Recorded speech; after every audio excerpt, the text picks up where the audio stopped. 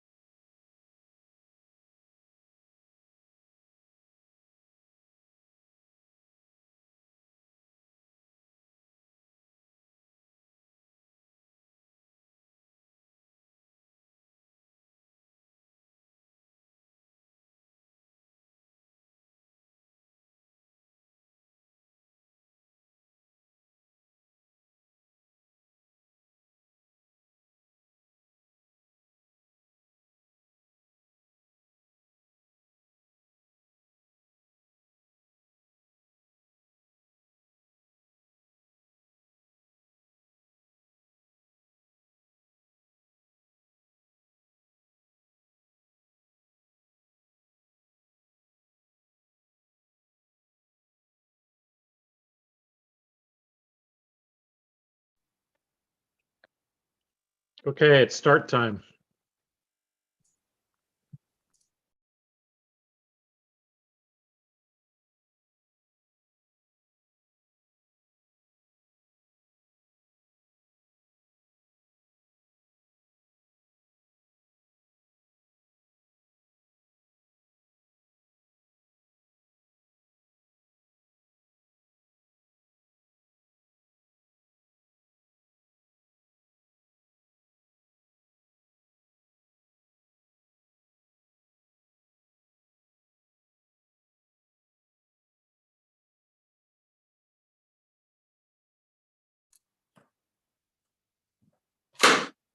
That scared the Too aggressive. fuck out of me.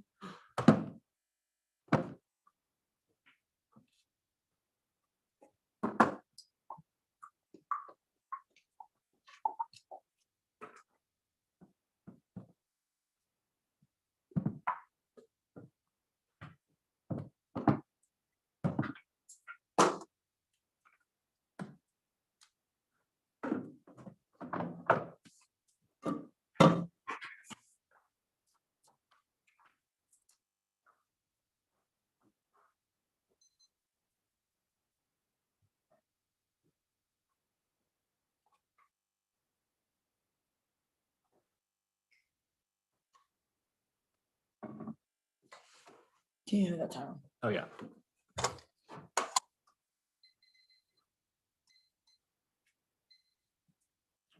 Okay, do we have everybody? There's a lot of everybody, so trying to keep track of everything. Sydney, Bo, James, me and Ross, Vita, Amber, Corey, Montrez, and Jared. I don't think I missed anybody, right? Like this is everyone? Yes? Everyone has the app?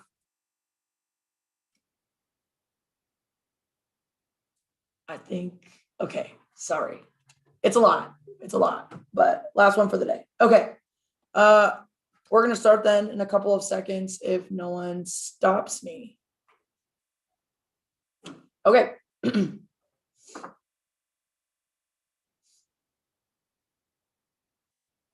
Niggas getting vaccinated in the 2020s. Niggas are vibing in the 2020s. It's been a long time coming. And now niggas are manifesting for a better 2021. Niggas was protesting in the 2020s. Niggas were surviving in the 2020s. We tried anyway, but everyone changed the channel. Fox 4 decided once again Black lives didn't matter. All the black squares returned to documentation of white bar trips and vacations. A nigga is still tired. Asia, where's your energy? The team needs you. The topic needs you.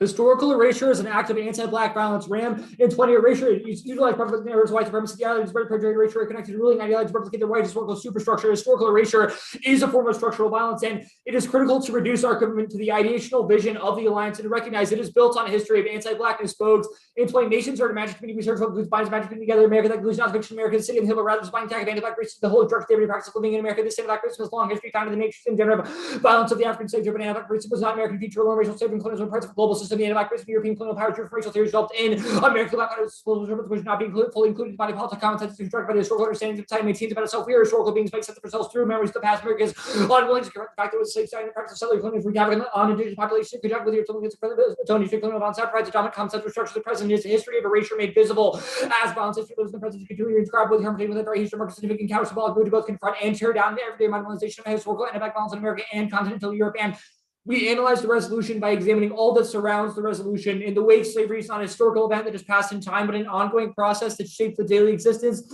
of Black Americans. Sharp 16. To be in the wake is occupying the continuous and shading present of slavery's as yet or until unfolding. Used to wake is being understanding how slavery's violence emerged with the contemporary continuing the spatial league excitement to other mental black non-being as well as no black modes of resistance. Slavery resistance issue in the political life of Black America is not because of an anti-Christian white gun days with burning material, because Black lives are still impaired and devalued by racial calculus and political growth, particularly returned centuries ago. This is the afterlife of slavery, premature death, incarceration, impoverishment, living wage. Slavery is living the afterlife of property that inherits from outside of slavery, parent down, colonization, black women and children living the wake means living the history and present of terror from the slavery to the present as the ground of every black existence living way means living in with terror. No much passes for public discourse about terror. Black people become the carriers of terror. The white liberal imagination like to feel temporarily bad about black suffering. There really is no motive knowing that as a black person you can be killed for something but being black, no hands in your pocket, still playing these no sudden movements, no driving a car, no walking night, no walking with danger, on the street, no entering this building, no sitting here, no sitting here, no sitting there, no talking back, no playing with two guns, so living while black should be in the wakes, living no space, law is not bound to respect. And the economic and political power of the members of the North Atlantic Treaty Organization were built on the bodies of African slaves. The transatlantic slave trade trafficked 10 to 15 million souls across the North Atlantic, and more than 2 million died in transit, their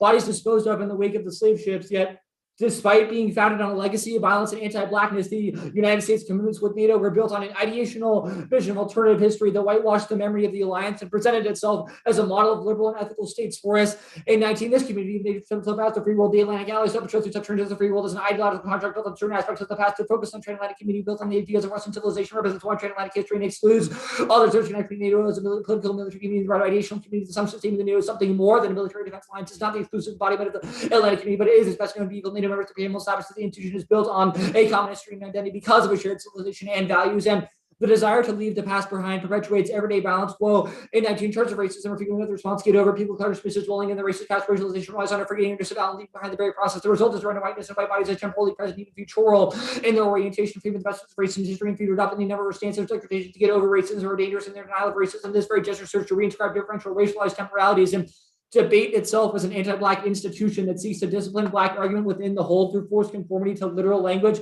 as an act of gratuitous violence. Our reading of the resolution is an undisciplined commitment to abiding in the wake. Here lie the nigga knots. Their mission ended far too soon, never reaching their final destination. Here the loop is open, still in need of closing. Here niggas are still skipping down the yellow brick road, hoping to find the same home and success that brought the niggas before them. Here remember the poignance of delusion touch and gatherings in the undercommons. We redact our tricks and perform always and sometimes not at all. The Falcon landed here not too long ago to de-arrest those of us trapped in the clutches of an always impending white hand. The war between those trying to maintain debate as an homogenous action requiring certain content, certain tone, certain dialect, and those who see debate as a multifaceted art form, spaceship, or home at the end of the yellow brick road has exhausted us. Sharpen 16.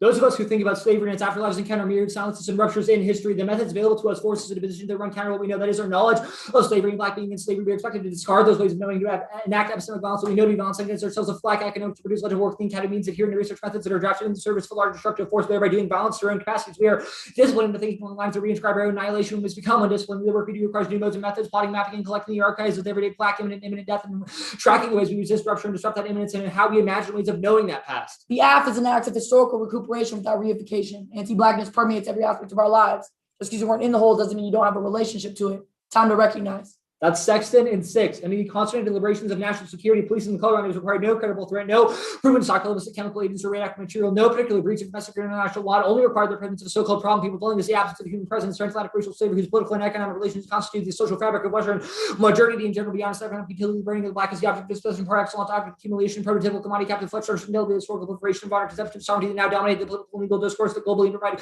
the crucial frames of intelligibility for both imperialism and anti-imperialism. Empire and its contempt with Black's by definition from the very notion of the sovereign. Those not marked by the material and symbolic of slavery have the exclusive and positive capacity to debate about sovereignty, trivialize its importance, and rationalize its violation or to struggle in its defense and name and lament its loss of wage war for its recovery. And the AF excavates the oppressive history of the member states of the North Atlantic Treaty Organization. The resolution and debate itself, our advocacy marks a historical and a grammatical annotation on the history of alliances, and exposing and marking the silence history of the North Atlantic is essential, true low, and to a central task of bringing public conscience to flows that shape the world of North Atlantic universal mechanisms of silence that make them appear less relevant than they are. The silence of the past years, not only what it said, but also in how it said. North Atlantic universals so deny the history in which they spring. North Atlantic universals always just the correct state of affairs. What is good? What is just ability to protect transitory relevance while hiding the particulars of market origins, make North Atlantic universal seductive to use that the seduction of North Atlantic universal has to do with the power to silence our own history, that we need to unearth those silences. The critical assessment of our modernity must start with the revelation of its hidden faces. To be Black in the 2020s is to be Black in a pandemic. To be Black in the 2020s is to be socially dead. I mean distant, socially distant. To be Black in the 2020s is to still be mourning Gianna and Brianna. Is to still be mourning George and Ahmad. Mourning all the time that we've lost. Is to be in the thick of wanting to be anywhere other than where we are. To be Black in the 2020s. Shit, just to be Black. Just be forgotten, erased. Wait, if these are the 2020s, the fuck you mean few subjects are as timely and controversial as American alliances? Our project is essential to affirming Black life both in and outside of debate through anagrammatical resistance. Kelsey in 19, naming the reduction of anagrammatical Blackness to the ongoing logistic being captured and shipped that reduces Blackness from body to flesh at 0 degree of social conceptualization that does not escape consumer under the brush of discourse. Such a proposition returns Blackness and anti-Blackness to the analysis of what grounds debate's impossibility. What would it mean to think debate as a praxis of the impossible? To think of Black and debate as shared terms of Black social life, we would need to rethink that shared terms of rhetoric itself. We might think debate is not as dialectic that both precedes and proceeds from stasis, but as the refusal of the call to order that opens up Black forms of life, even as form is placed under erasure. firmly might begin to sketch other visions that deactivate Reddick's ontologizing premises to hold for a moment in the hold and in the wake now ground of oceanic movement, decay, and life, or even death, things become something else. And studying debates impossibility, we might theorize at the end of the world that's a practice oriented toward its abolition.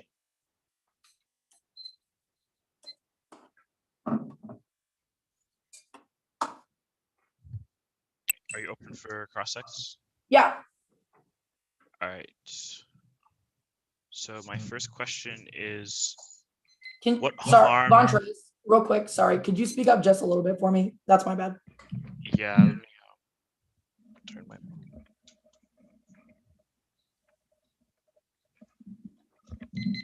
All right, are y'all good? Yeah, you're good. That's on me. I just didn't want to miss anything you said. All right. What harm does the 1AC resolve? By harm, you should mean like impact or like issue. Yeah. Yeah. So we think that the AF does a couple of things. I think first it's important to recognize like there's a lot of things about anti-blackness that like cannot be resolved, especially not in like a single like conversation or whatever.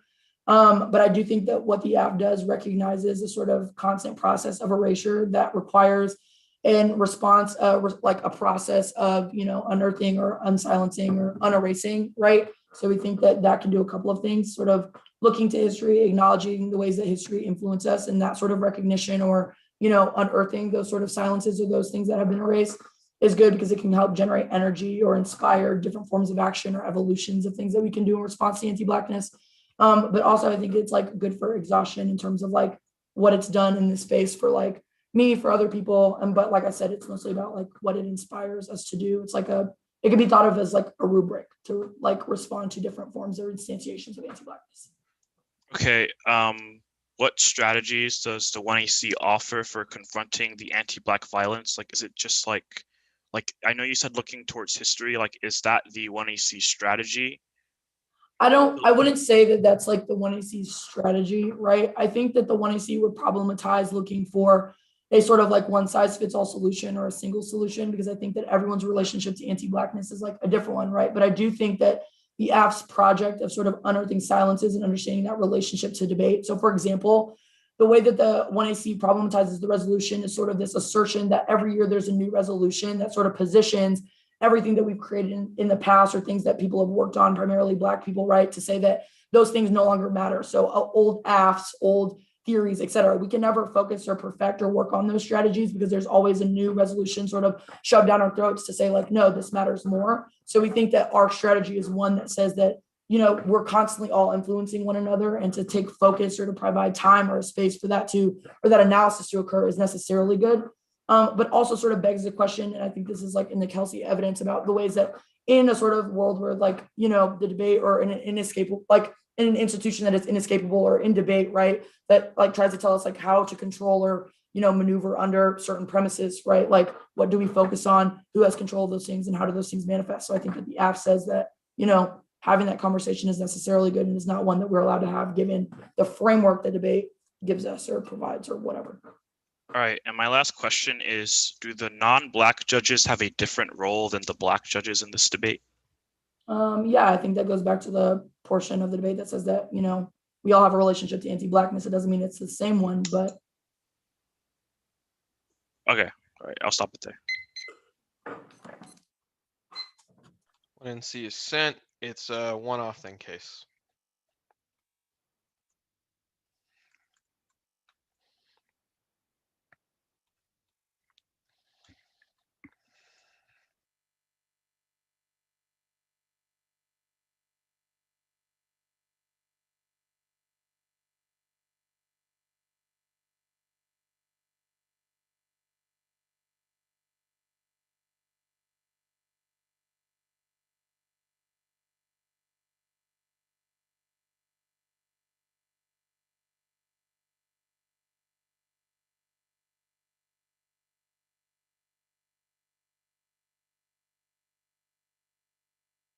All right. Is everyone good? Ken's good. Amber, Bo, Vita, Corey. Oh, Devon. Yeah.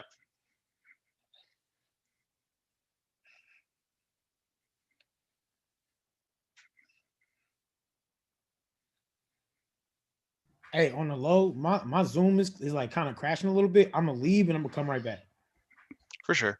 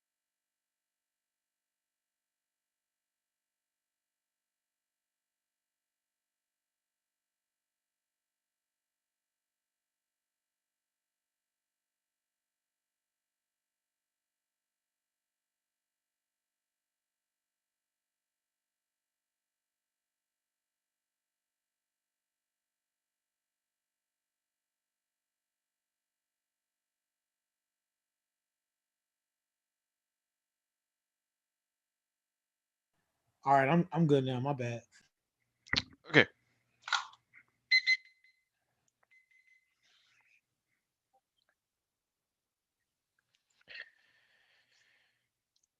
Our interpretation is the absence to specify a demand on a specific political demand resulting from the performance of the 1EC violation. The AFS method is not committed to specific political demands. Prefer interpretation versus political education. Popular political education requires both dismantling and radical reconstruction. It's not enough to simply critique. We must offer new ways of challenging political alternatives, opening up the needed space for political parties to emerge that tactically engage with the present structures, open material space for new imagination. Second is testing, comparing radical grassroots strategies against others. It creates an open dialogue about the local context and interconnection between global conditions. Only the apps defend grassroots political domains can generate broad for linkages with a nuance and specificity required to change oppressive environments. Anything else make it impossible to be negative incentivizes the apps with the 2AC to clarify their strategy. Third is negative flexibility, holding the apps to the artifact of the 1AC, but only check on clear and shift the apps. The apps can deliver in private, sets the state support for the debate, get ample opportunities to dictate negative argumentation. Impossible referendums on framework make it possible to be negative and foreclose the traditional debates or educational debates over revolutionary tactics. Vote negative on presumption. The AFS does not propose to change the status quo. We don't require the F to be USFG or have a plain text, but they must at least argue the affirmative method should result in material transformation in the status quo for Black people. The case page. Black life is put into crisis by racial capitalism and state slavery, genocide, and lynching. The exploitation of the working poor and gendered violence produce a state of bare life where the influence of the polis becomes an ordering principle which organizes the political consciousness of the state. Democracies collective failure to deal with his preoccupation with wealth and class stratification guarantees the fracturing and removal of death of marginalized bodies in order to preserve the integrity of the political paradigm. This is Robinson. In 16 countries and democratic regimes, he's forced to repel threats, minorities are compelled to remain territorial limits on the nation. The suggestion the state has the right and duty to protect itself by proceeding into a barbarism of internal war under the conditions applied to forces. The Western historical experiments, democracy has drastically changed and has been corrupted. Democratic theory, who are the people? The utilitarian ethics serves as a good life, which produces a concern for the poor, slaves, unless addicted to planetary civilization. This does not evade institutional literature or socialization and manipulative myth. The liberal democracy philosophers corrupted democracy with considerations of wealth recognized by analogy to the market beliefs of the individual and utility. It's a state for preservation of their lives. Class stratification translated to the people's choices into proper bourgeoisie and upper class laws for all because of political institutions where the constitution of the people had been removed. The transfer of authority from the people to an instrument, the illusion of structure of mass authority, metaphysical and sociological aspects of the political thought that have been pursued or other order than a democratic state. The distinction between the Western and non-Western democratic and non-democratic developed and underdeveloped to underline the political paradigm, theorizing survival within an oppressive social relations as resistance displaces critique and transformation of system by naturalizing exploitation as inevitable. This Turlant in 14, this theory displaces critique within strategies effective adaptation survival, dismantle social transformation to avoid merely reproducing survivalism as an individual coping responses to austerity needs historical materialism to understand social life in terms of root relations. Age struggles to bring social transformation, repetitive analysis begins with not with a critique of already known and presumably unchangeable now to live within the hostile world. Such a theory begins and ends by reducing knowledge to the matter of how to exist within it, within what is taken to be unchangeable. The AFS method assumes that there's no alternative to capitalist democracy, which mystifies the need for to create global and cross-racial solidarities against capital, economic exploitation, racism, patriarchy, homophobia, transphobic violence. Capital has permeated in intimate zones of relations in order to de-radicalize our imaginaries and commitments towards challenging cooperative multiculturalism, which trades off with the abolition of democracy, no longer defined by exploitation and surplus labor of the commodity. This is Davis. In 17, capitalism continually reveals its inability to grow and develop without expanding and deepening human exploitation, tendency to assume the only version of democracy is capitalist democracy poses a challenge. Truly egalitarian models of democracy, the anti-globalization movement, the anti-WTO, creating global solidarities, cross-racial solidarities, intended to the struggles against economic racial solidarities. The capital is initiated by the examination of the commodity. The commodity has penetrated every aspect of people's life. The commodity and capitalism in general has been insulated to structures of feeling. It is misleading to assume that success will survive mutations of the future. The civil rights movement opened the doors to people previously excluded from the government, corporations, education, housing to create new terrain for asking questions that challenge past struggles cannot correct current injustices. People who tend to sit back and be about the betrayal of the civil rights movement are not prepared to imagine what might be necessary to challenge conservatism in the Supreme Court. We need a new age with a new agenda. There's a corporate multiculturalism. We should embrace a strong politically unified multiculturalism. Claiming this debate as a site for organic horizontalist politics sells out radical change to the private sphere and individual performance. It articulates the struggle and makes transformation impossible by privatizing the revolution to resilient neoliberal subject as Marcus in 12. Critics have all begun to turn to the question of interpretation. There has been uneasiness with the universal categories of thought. Analytical frameworks have begun to emerge as sensitive localities. Gone was a left-over class consciousness, a movement seeking to create realms of freedom instead of challenging capitalism. Radicals aspired to create spaces of freedom. Occupy was recovering local space to create a new politics. Horizontally assemblies and insist on decision making was an endless process and consciousness about the openness as agreeing. It was an insurgency against control. Its language was a shriveling individual and politics of anti-institutionalism affiliated with the right. Their aspiration was society based as organic deliberation on local debate to repoliticize our everyday choices. The system is not going to save us if revolutionary socialism about the ideal possibilities and autonomous focus on the revolutionary practices themselves. Its performance is also suggests a bold new ethos, horizontalism, a free market leftism, politics jury rig out of the culture that hopes to resist horizontalism, attempts to anti-institutional and democratic, but not interaction are good forms of social organization. By working outside the structures, one may circumvent the course system, but not subversive. Localizing does not go far enough. They always neglected the crucial avenues that the anti-institutionalism comes dangerously close to the libertarian right. The space the skepticism toward institutional life, mere libertarian, but cloak the hierarchies. The abs politics needs to favor universalism, favor the local fragmented. Our link is unique. Their micropolitics of resistance are part of a parcel of leftist melancholia that failed to attempt to confront capitalism on a large scale, required to build a people power. Even if their analytic is true in a vacuum, it trades off with the most effective socialist tactics. This is Hester in 17, a growing emphasis on the fragmentation and single issue politics and avoiding totalization.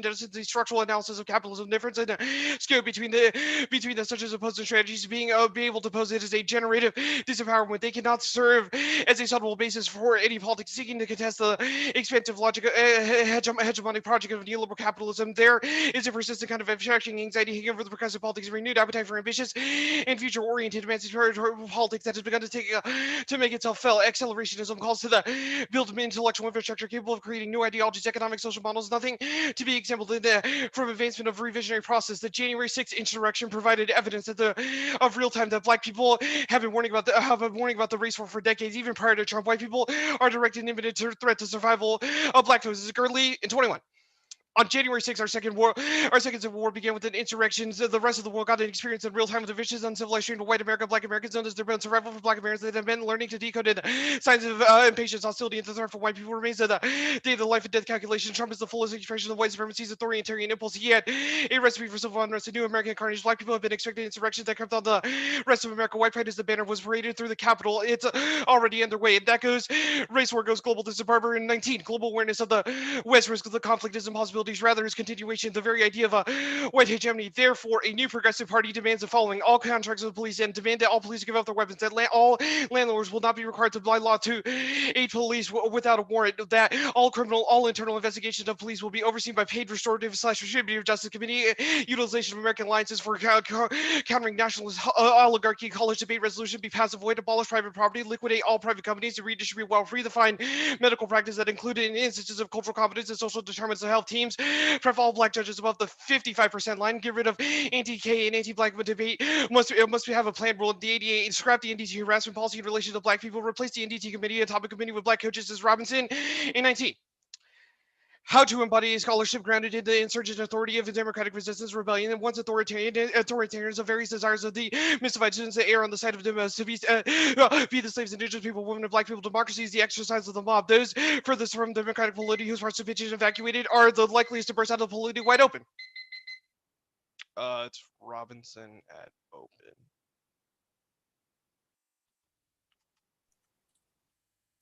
Okay, are you good? Yeah. Are demands made on debate political? Yes, we would say they are political. Okay, why is the AF not a demand on debate to change to President's blackness? Well, because we have a specific list of demands that can translate into tangible things, i.e., previously we've read arguments about why, some of these traditional teams should change their prefs in relation to black people. And we have said that is a material thing that we have done and continue to do. Right, like people should do that, agree, but there's no relationship between the ballot and the enactment of the alternative. So why should We you would say the same thing about the AF. Right, which is sort of our point in Asia's explanation and cross-sex. Why do But it's you? but why it, do you- it, it's why do also you- it's go ahead Ross. Why do you I'm get, so- Go ahead, Ross. why do you get to leverage the benefits of those actions that I think we can all agree would never happen against the affirmative or against Asia's demand? Because we think we have made tangible demands on things like debate. We've also had actions of those demands, or like we Right. have put those demands into practice. We think that the 1AC is a kind of refusal of the You debate all in think and of that's itself. something productive, and that's a reason to vote against Asia. No, but we have See? provided a list of demands through which we think is a good praxis and a good starting point. Why are those demands incompatible with the act? Because we think that I guess we think it's a question of not necessarily self-defense, but ways in which we can kind of challenge the oncoming race war.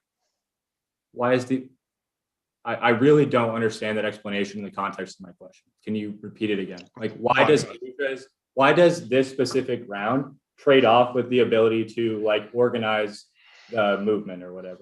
Vaughn, you want to Because the 1AC has started from a position of scholarship. We think that instead of a position of studying and unlearning history, we should be planning, which is sort of in contrast to the way the 1AC is. Yeah. So I guess my question then becomes, so is the argument just that because we started from a theory of study, that planning cannot happen? Is that the argument? Well, that's a part of the argument. And the other part of the argument is that the two are mutually exclusive, because Well, that's when we are interesting. studying, we're That's not interesting. planning. It's interesting that you say that they're incompatible or that they prevent that from occurring, because you read the list of demands after the 1AC was read. So it didn't seem to prevent you from making those demands. I've been reading the AF all season and you all were making those demands. So I'm confused as to why this model of competition or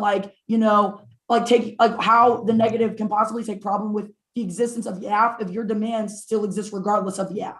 Well, it's more like the AF is not those demands, or a demand, will argue, and the negative So has do set these black demands people- in so- response let to me the ask you this. affirmative. Do black people have to have all of the same demands all of the time? No.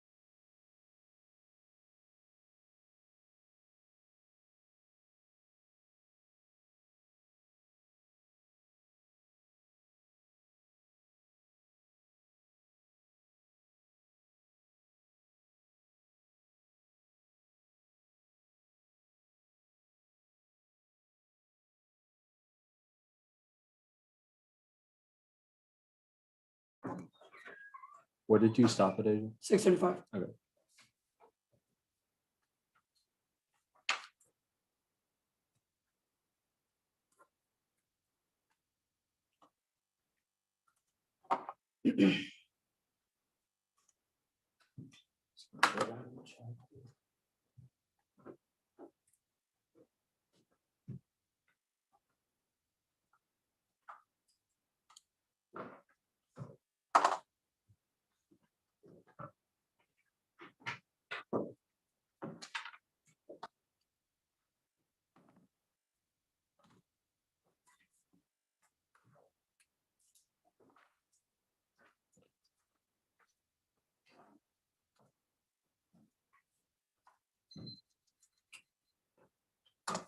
Oh, wait, just a second.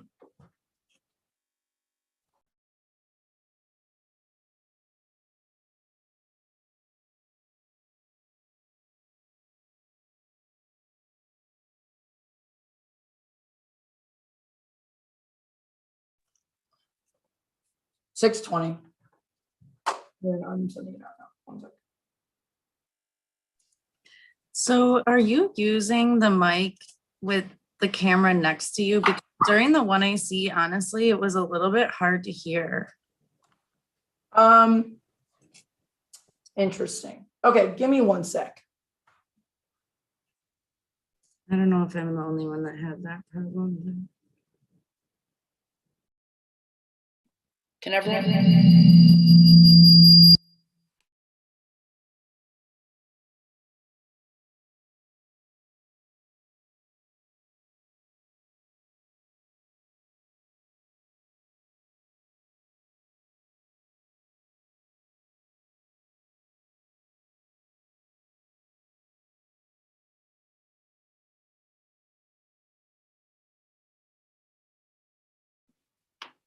Can everyone hear me now? Okay. Is it a lot better? Okay, dope. Okay, I'm just gonna join. Okay, that's also fine. Sorry, we have recently had some tech issues, so there's that. Let me send this out and then we can get started.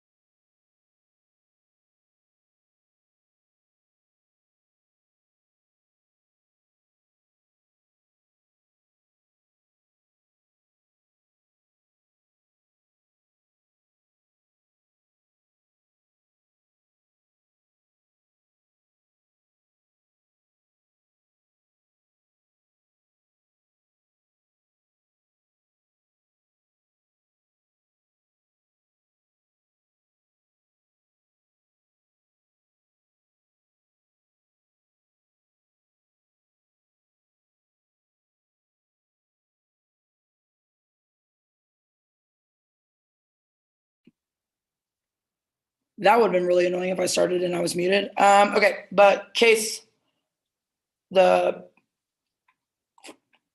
T-like material argument.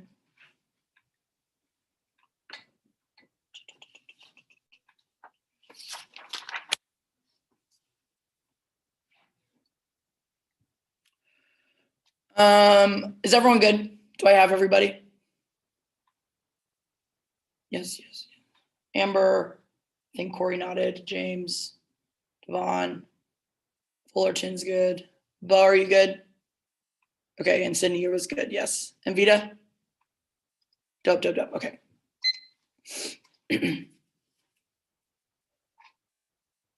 Society and academia move to erase slavery along with all of the ways in which it shapes Black life then, now, and always the resolution, much like the Western knowledge responsible for its conception lack. The language of the space for the Black vote to express the relationship to anti-Blackness and all the systems that are constantly acting upon it. Capitalism included the idea that few subjects as timely controversial as American alliances demonstrate that even debate is guilty of that erasure. Black erasure will shift the impact debate. Anti-Blackness permeates any and everything that niggas do debate. And alliances are one and the same. They expect unwavering commitment and compliance, giving nothing in return. Debates, prioritization of extinction and resolution of class leave little space for Blackness to emerge and exist in all its facets. The app is an act of recuperation without reification unification and excavation project from the whole that refuses to be erased. Every iteration of our excavation party is effective in diminishing the cognitive erasure that misprioritizes blackness in its role in creating rationality. That's the true low evidence. The second is fungibility. It's a concept for blackness constantly being acted upon for the maintenance of civil society. The result is exhaustion. The half of the poem at the top and throughout the 1AC is impact turned to the resolution's understanding of alliances being understood as something worthy of attention because of the ways in which it requires blackness to constantly prove its ontology and proximity to death, which is this sharp evidence. Surrender to blackness is next. Korean divine the tournament after tournament. It's been the same shit for me. For you, surrender means prioritizing analytical anti-blackness that leverages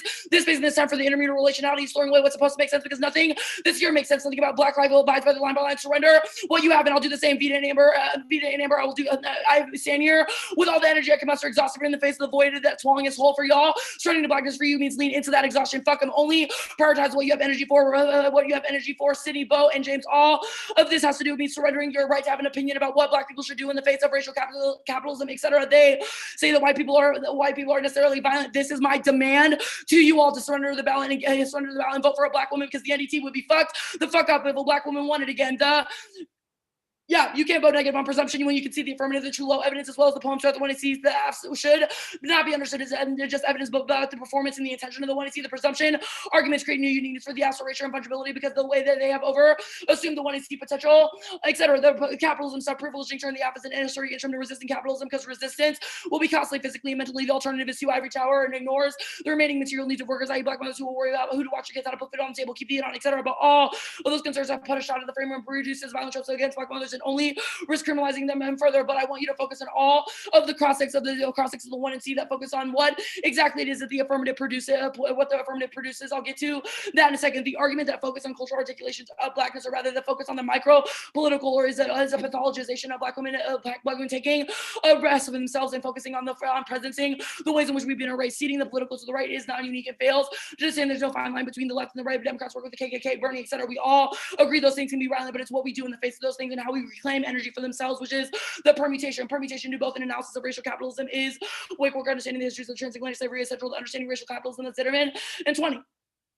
My analysis is inspired by scholars who recommend the afterlives of racial slavery sharp rather than pitting these against one another. I seek to engage them simultaneously through the analytic situated afterlives, a constitutive relationship between the system of racial hierarchy and capitalism, capitalist economic orders, and the histories of Atlantic slavery bring into the fuller view the articulations of race slavery inherent to modern logistics for the indictment of racial capitalism by immersing us in the racialized steps of hydro history. Writers perform a work in the analytic. Christina Stark gives a for interrogating the continuous and changing present of slavery as yet unresolved unfolding. It was founded in Atlantic slave trade, founded against the Atlantic slave to examine the ongoing history of racial capitalism. The slave trade works to symbolically focus on attention on the constitutive relationship between the systems of racial hierarchy and capitalist economic order. The analytic is situated to afterlife helps illuminate the constitutive relationship between racism and capitalism. Following Sharp's analytical wake, which draws our attention to the past that is not the past, positioning myself analytically in the wake. In the wake, I have endeavored to track the historical antecedents and the racial underpinnings of history that is heart of a contemporary global capitalism. It would be a mistake to believe that if we find the regime that began with the slave trade and flourished in plantation and extraction called these the link debate. I want you to remember the link debate. I want you to remember the part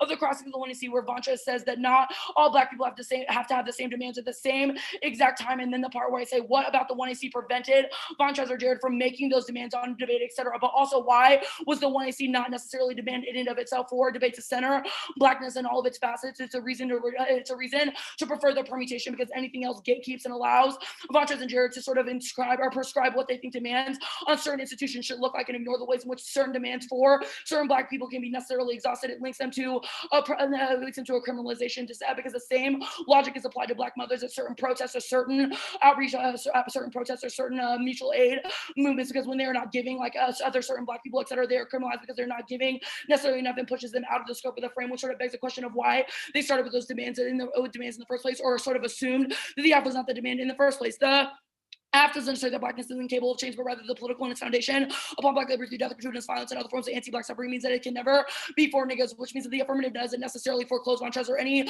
other black person from making those demands, but rather allow space for us to sort of center blackness and have those discussions, but then also allows for us to retreat in the wake and sort of vibe and recollect energy in order if we need to do so. The micropolitical arguments, all are micro and macro political politics are co-constitutive and coincide with one another. Our arguments of the permutation is a internal link to solving all of that better. The goes global argument will concede that those things are necessarily violent, but it's a question of what we do in the face of those things and how the app doesn't foreclose what the affirmative does. But also, they've conceded that the app is a demand to center blackness, and that is good. But also, I demand all 7 of the ballots, give them to me. The NDT would hate to see a Black woman win. Probably would hate to see any Black person win, but those are my demands. Any other argument as to why those demands are insufficient or are not for all the Black people, whatever, rely on a sort of criminalization, but also beg the question of why that forecloses other demands being made upon the institution, et cetera, which is sort of my above point.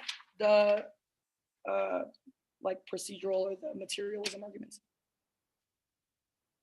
Counter-interpretation, we should understand the resolution as a jumping off point rather than an endpoint. Any other interpretation gatekeeps the potential for accountability in and outside of debate. Concession of the Kelsey evidence debates question of control and how we come to terms with who has what burdens and the implications those burdens have, maximizes the deliberate potential of the resolution and centers Blackness in the net benefit, but also creates space for Black flaws and alternative understandings that different futures that move away from Eurocentric universal histories is good. It's an internal net benefit or a benefit to the affirmative in and of itself, but also demonstrates what the affirmative does materially and the sort of demands that it creates in the political education. It creates debate and its relationship to an erasure on an academic and interpersonal level, also demonstrate and become a disset to their model because it greenlights a world where debate becomes isolated from spaces they advocate on behalf of, which results in blind heroism and lowers the threshold for non-Black debaters, et cetera, and justifies try-die for our model because the quo is getting worse. There's a Black femphobia decide their strategy makes Black scholarship fungible. They can see the objectivity of violence towards the Black matrix with shame. Black scholars for theorizing resistance. That's Douglas. And 16, assemblage reaches the forefront of insistent affirmative that dispels Black articulation and suffrage at the same time as it posits new evolutionary subjectivity as in theory more dynamic than Blackness. Black femphobia is linked to the conceptual maneuver and arguing that Black feminists disavow futurity through a supposed reliance, identity, crediting on being and becoming to push to rethink. Intersectionality demonstrates theories, problems Black subject theories that are unrelenting focus of the object of power as use of Black bodies as objective proof and thus reify theories of objectification in Black theory. The 1AC is a demand to the 1AC is a demand to center anti-Black is a center Blackness, which center Blackness in a demand to give the Black woman the ballots, which is another sort of political practice that allows for dialogue. It will allow for dialogue over why certain people should get the ballots, but so that the history and the implications of that history while also centering the anti-Blackness and how we got to the places that we're in the first place, which means that we're looking back to history and the way that it influences the past and the present and how we can move forward with that. But also the counter-interpretation is a permutation RF plus your interp, which is all the offense I do above about the sort of gatekeeping logics that subside or are beneath the 1C, because it all sort of positions Montrez as a sort of catch-all be-all for who is like making the right demands or not, or who is like creating the best political education.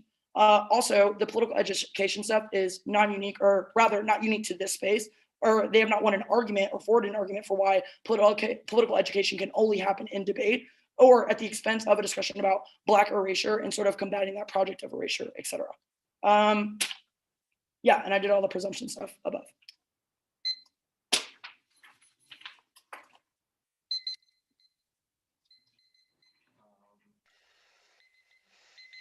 Okay.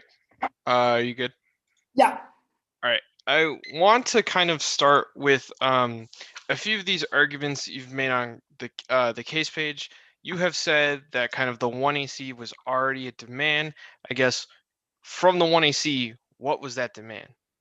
I think I said all of them in the 2AC. Like the 1AC's demand is to center Blackness and to sort of unearth hidden faces. It's all of the poems that were conceded and erased. So I guess materially, what does it mean to center Blackness? That is what the 2AC and the 1AC sort of problematize, is that you think that you get to be the arbiter of what is or is not material, and sort of ignores and is a double turn with your own critique, both on the case and on the T argument, because it ignores the ways in which discussions in debate, affirmatives like these, and the ways in our relationship to the Black radical tradition in debate have resulted in discussions and things like your demands that you list, which is all about the right?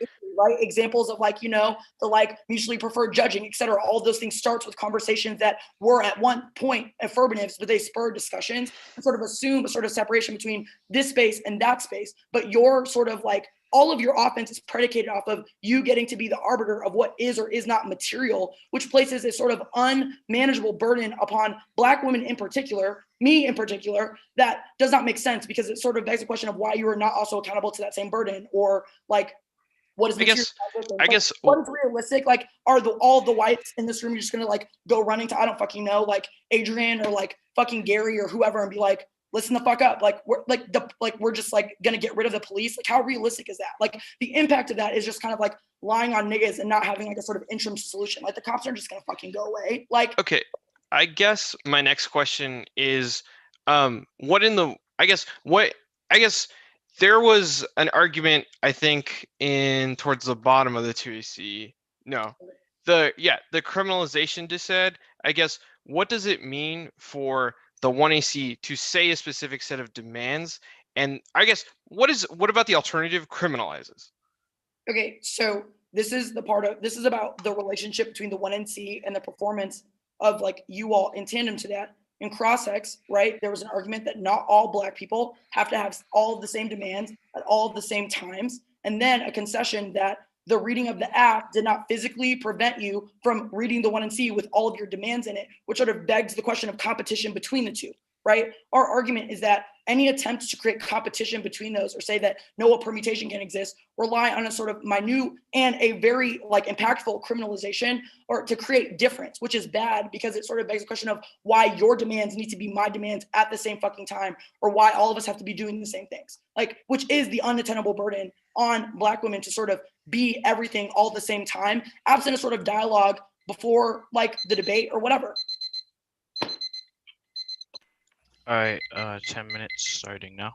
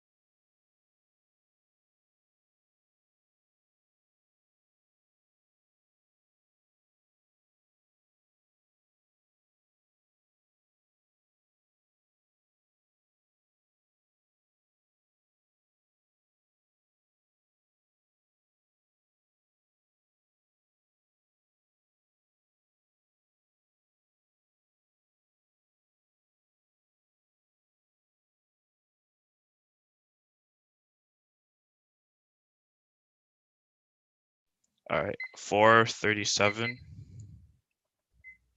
I put that in the chat.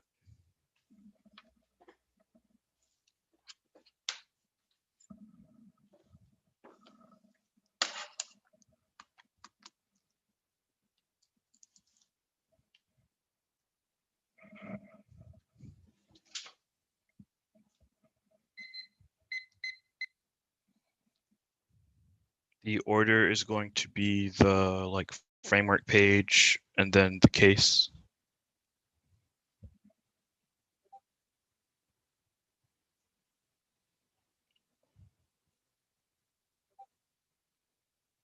Yeah, Doc won't trace. No, there's no dot.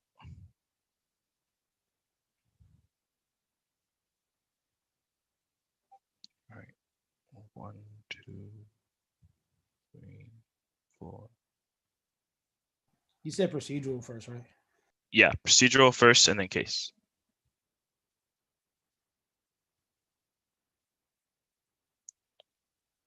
All right, is everyone good?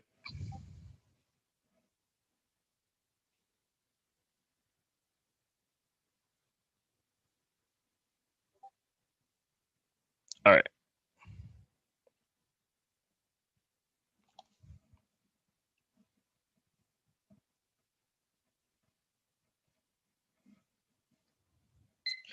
Our interpretation is that the app should specify an event of specific political demand resulting from performance of the 1AC. The permutation debate is in 1R, but they don't meet our interpretation because they have not explained how the app is topical, nor does saying permutations of counter-interpretation provide for an actual counter-interpretation. The resolution often isn't an answer to the framework because we aren't saying that the app has to make a resolution of political demand, not even a material demand. We're saying that the app has to make their demand political. The 2AC doesn't explain how the app's demand is political. They didn't contest the standards. First, political education. It's not enough to simply critique. We have to offer new and challenging political alternatives, especially in debates between Black people, because we have to have forms of testing radical strategy that will classify and extend testing here. Comparing radical grassroots strategies, tactics against others opens dialogue about local context, the interconnections between global conditions, which is net better, and checks back anything else makes it possible to be negative, and incentivizes the app to wait till the 2AC to clarify their strategy. Netflix holding the affirmative as a counter fact. The 1AC is only tweeted check on unclear, or shift the ask the infinite practice the basis point for the debate and get ample opportunities to dictate negative occupation. They make a black femphobia decide here. There's no black femphobia decide because our argument is that black people should be planning in opposition to the incoming race war. It's not in putting more labor, but rather, or not in putting labor, and not saying that we have a fear of black women, but rather saying that we have to work towards fighting the race war on the case. The race war is here and now. That's Gurley and Barber. They don't grapple with our race war argument, which frames the narrative of how the apps as anti-blackness permeates everything. If the empire must constantly wage low-grade counterinsurgency against its own population, and if the U.S. is predicated on an asymmetrical and segregated death world, which they agree with, then it means we only have to win a risk that reactionary and racist forces are likely to unleash further violence. White supremacists applaud to attack electric grids by shooting into power stations. They're constantly recruiting followers who love to kill black people, share propaganda a la Charlottesville, Kenosha, Ferguson. Instead of the question you have to ask yourself is, does the affirmative provide the best means of defending ourselves? What are we going to prepare to ourselves? It's a larger framing question when evaluating what the impact of not voting affirmative materializes the expansion of racial capitalism. One sees analytic of black erasure is not a form of activism, and that explicitly rejects some democratic and political possibilities. It's a political fantasy where the AF assumes because they spoke for 9 minutes that the debate was bad, maintains anti-blackness, that somehow translates to creating or saying an ethic of solidarity. I was able to speak and break down white notions of pathology in debate. That's what the Davis is talking about when she says that they assume the AF is strategically viable. Outside of his contribution to the outside space, disproving how they have started discussion within black erasure and historicizing it. The affirmative perfects the conflation between organizing and mobilization. They believe that rendering the violence with their racialized alliance commitments in debate, the mutual defense pack of white debate to defend itself will lay bare the structure itself. And once the affirmative is finished, they will log off Zoom and prefer to do it again the next day and semis. The affirmative is nothing more than an analytical demonstration of refusal that puts bad faith in the private space of the individual in order to affirm a break from racial capitalism. The impact is the acquiescence to the corporate drive of privatization that in their everyday routine as a refusal becomes a movement unable to generate power to compel wherever governments and corporations curtail any violence. This means that black people continue to be killed in their homes. Black people continue to experience the worst forms of anti-blackness. I'm going to answer the NDT argument here. The NDT will be just as fucked if it was won by a K team that is their first time at the NDT from a small school, but that has never come close to winning the NDT, unlike Kansas, and a historic win by a Lambda debater with 2 black women coaches, making Shanair the first black woman director to win the NDT and be the first to go to the coaching watch, and the first black person from one of the poorest UDLs to win the NDT, which means that their NDT argument is definitely not offense for them. The race war is real, and the has material consequences. We need to be engaged in scenario planning. We need to spend that time in organizing and planning to make demands that result result in real material change. Our argument is that the affirmative assumes that it already is political, which assumes that no matter what black people do, will refuse the structure of government. This is wrong. Black capitalism is used to dissuade blacks from doing radical revolutionary work and extend these black capitalists will dissuade people from joining the Black Panthers. The goal is to say blacks can succeed to survive without a commitment to dismantling racial capitalism. Racial carcerality produces exhaustion and makes labor inevitable. What makes Zoom fatiguing is that we are doing it amidst intensified neoliberal austerity measures from the state. Black expressions are conditioned by racial violence, which produce the harms of affirmative that the AF's refusal is abolition democracy funnels to individual acts of resistance in the capitalist structures. This isn't you didn't do enough for the movement. It's your investment about what makes you an individual that feels good, predicated on a retelling of history that can never come to grips with how the AF is just reification. Reification means the making of a thing into a fetish where is disconnected from the conditions of its production and circulation. AF uses NATO as a fetish object. They have said there's a relationship between NATO and slavery, yet have not investigated that condition of that relationship. The AF removes NATO and slavery in the condition of its production. Only the alternative has a historical lens capable of moving past the assumption that black existence can produce organic solidarity. The 1AC crosses points to how the AF is looking towards history, unearthing silences, and generating energy. All of these trade off with the impending race war because the race war is here now. Their offense will now be energy and forces labor, but the race war will always force black people to labor. It's only a question of how we engage with it. The role of the judges is to vote for the team who better responds to the race war. Our model is better because everyone is implicated in the race war. It's interest convergence because no matter how you identify the race war is coming, and we need to discuss tactics to combat the race war. Don't prefer their roles for the judge because I am black too, and we think of that, and we think that anti-blackness is important. Surrendering to blackness causes violence. What does it mean for black people to surrender to black person to blackness? What when two black debaters are in a debate, who gets surrendered to? Their model justifies black on black violence that you shouldn't risk. That non-black people, especially indiscutible and dissolving, is preferred analytic of the race war because it props up anti-blackness. Now they say it's a controversial debate, and the black erasure permeates everything. The affirmative is complicit in the erasure of black thought because they assume anything we say makes us gatekeeping and means that they ignore that discussion and debate needs to be connected to material lives. The demands of the affirmative is tied to the locality of the space, and we include a model that allows the space to be connected to material organizing outside the space. It answers to criminalization just that because we're not criminalizing them. The extinction, they say that they believe the space emerges excavation project, but debate is a space where you as a black woman show up and expect to debate and then turn around and criminalize us for being negative, which isn't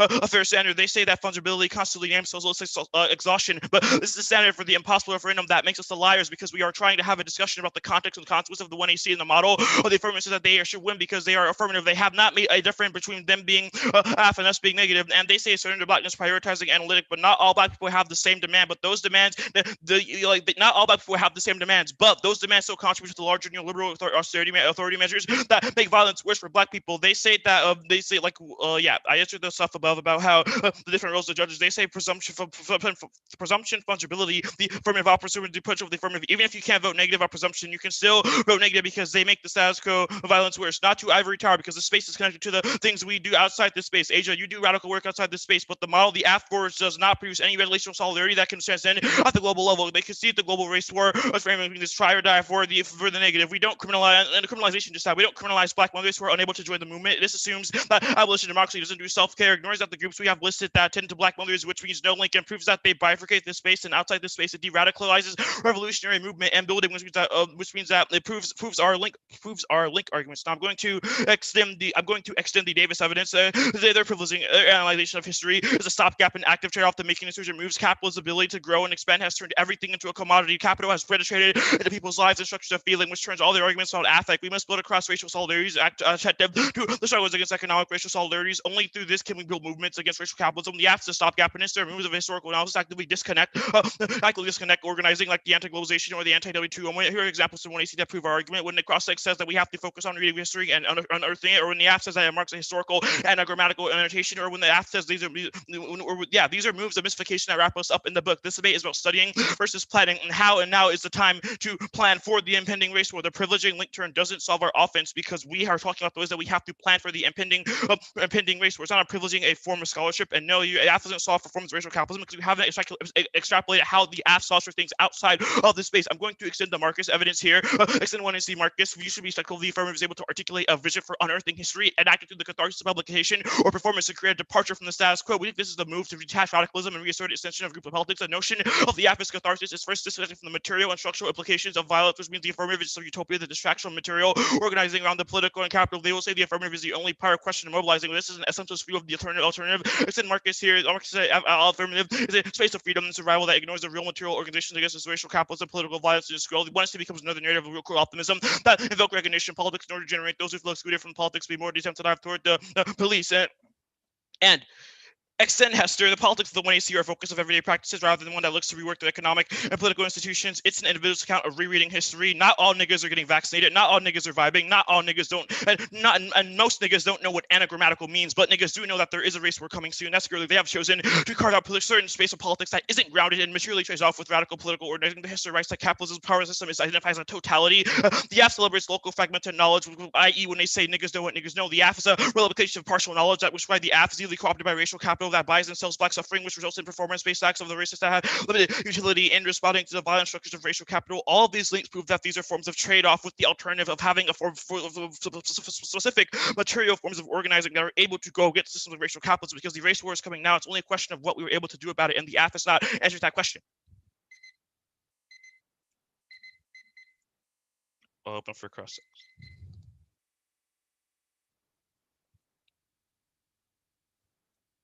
Okay, can everyone hear me okay?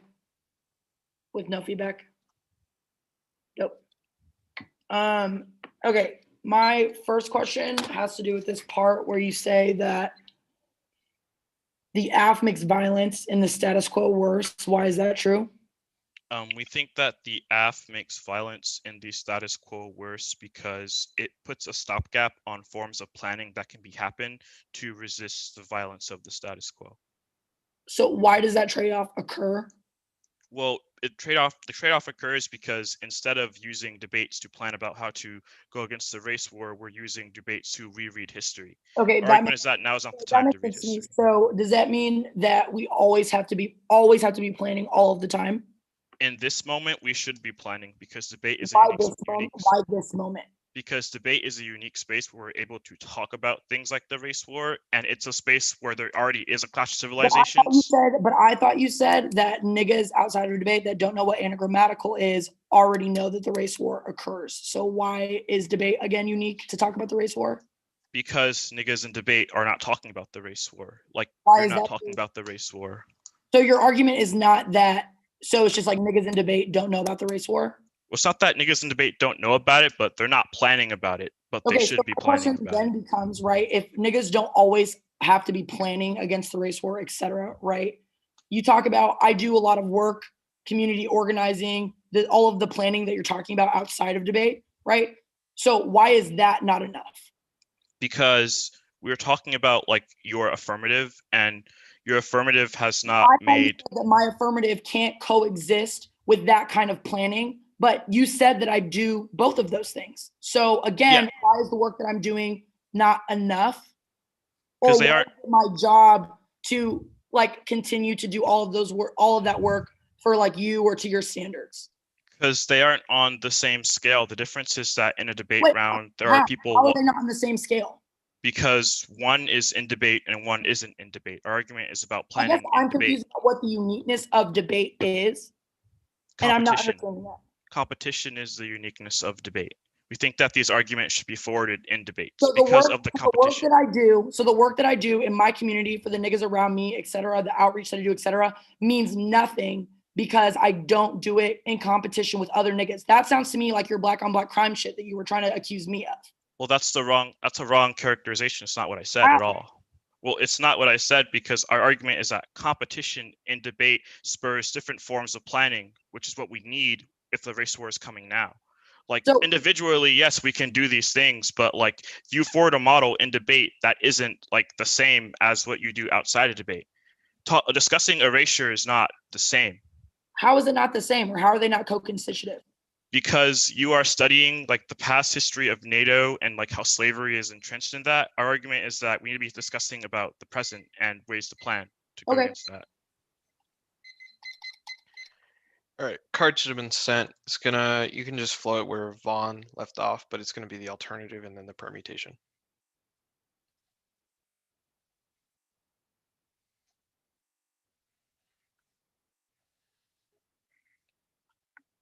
Is there a document? Yeah, it was just sent.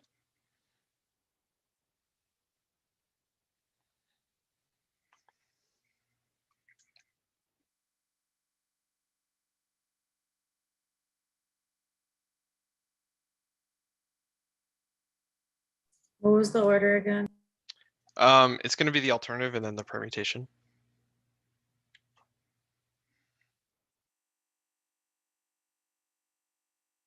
New case. Yeah, the case where Vaughn left off, I guess. And then, yeah.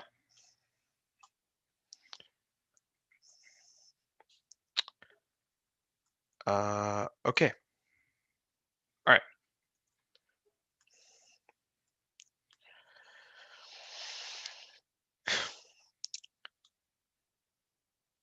The alternative is that the new Progressive Party demands that all contract with police and the demand that police give up their weapons, that all landlords be required by law to aid in police without the warrant, that all internal investigation police be overseen by restorative retributive justice committee, utilization of American alliances for countering nationalist oligarchy, college debate resolution be passed, voice abolish private property, liquidate private companies, and redistribute well redefined medical practice that include instance of cultural competence and indeterminate health teams for all black judges above the 55% line, get rid of the anti-black ATK rule that is in the ADA, scrap the NDT harassment committee in relation to black people, reduce the NDT committee to topic committee to all black coaches, view the alternative through a lens of sufficiency. Means if we can resolve any part of the method, any part of the one AC can resolve any part of these mandate means to challenge the way anti-blackness is created, you can vote negative. We don't need to resolve the entirety of the app. Only the alternative starts with a T-list and ability spill over to large material gain. Strikes and challenges of racial capitalism are happening all over the world that prove our argument that we are gesturing towards a T-list, not just a refusal like the one AC. Here's a few examples. The recent farmer protests in India where farmers had led the global challenging anti-farmer laws that rallied 250 million people to challenge Modi's government taking farmers' land. But the difference between the AFs, and the alternative is that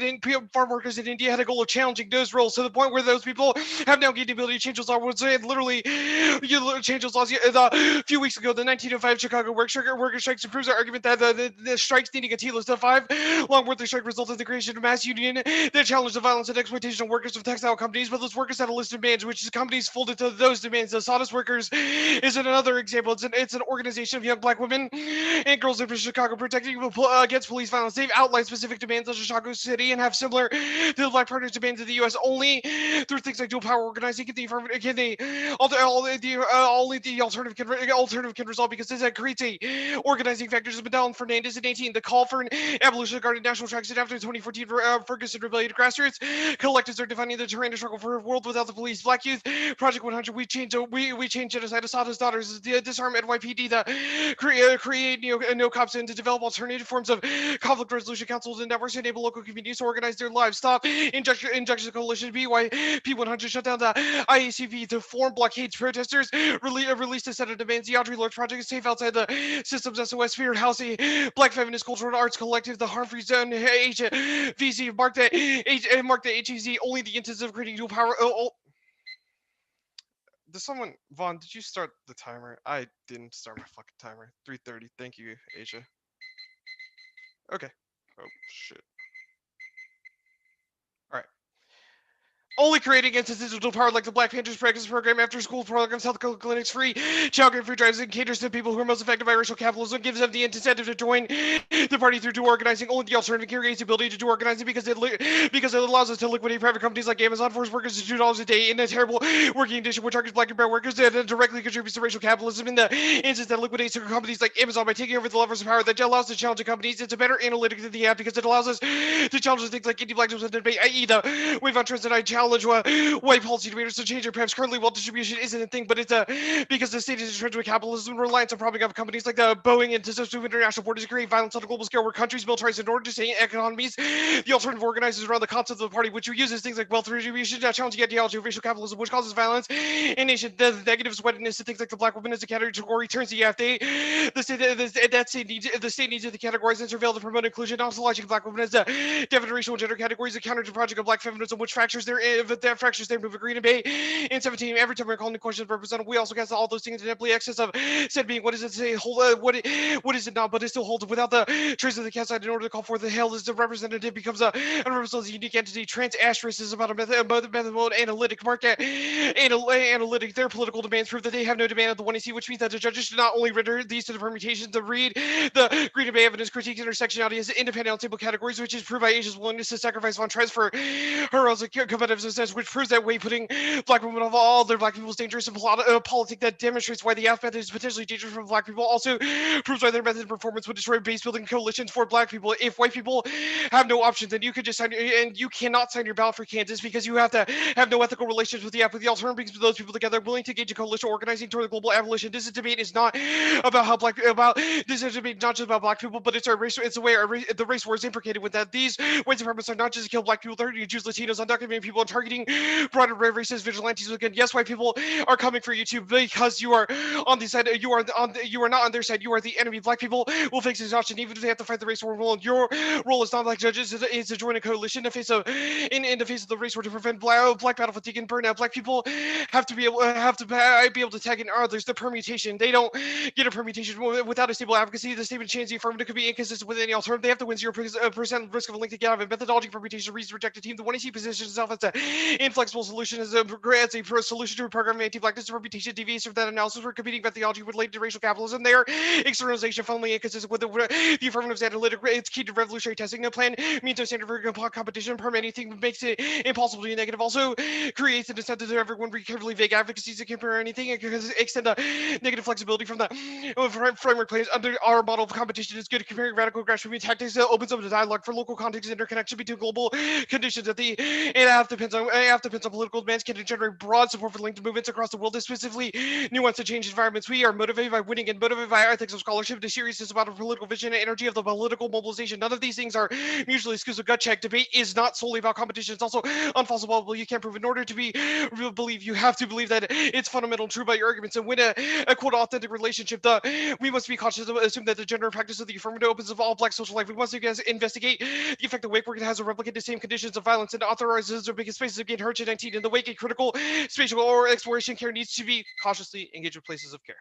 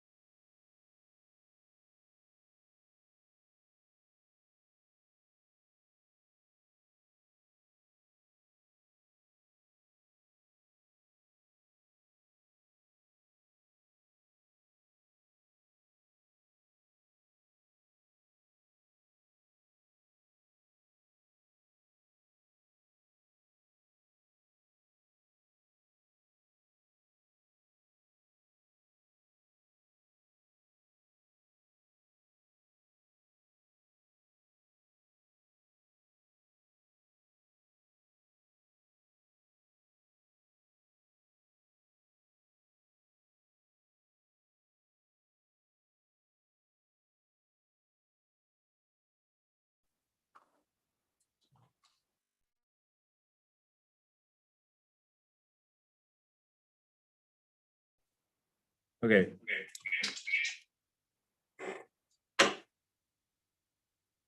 I think you're. All right, sorry.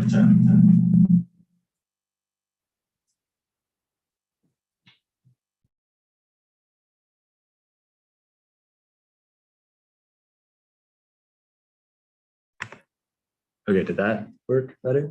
No, because this is not. Well, I'm just going to use the mic on my computer. I didn't know you were logged in. Okay, sorry, my bad. Okay. Stopped at 250.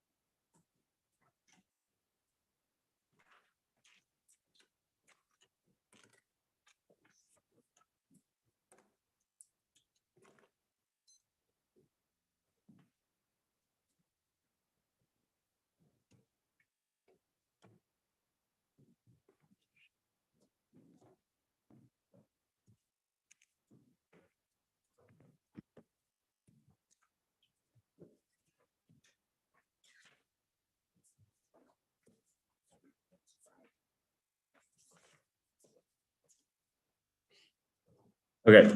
The order is going to be case and then the procedural. Actually, sorry. I'm gonna flip that around. The procedural first and then the case.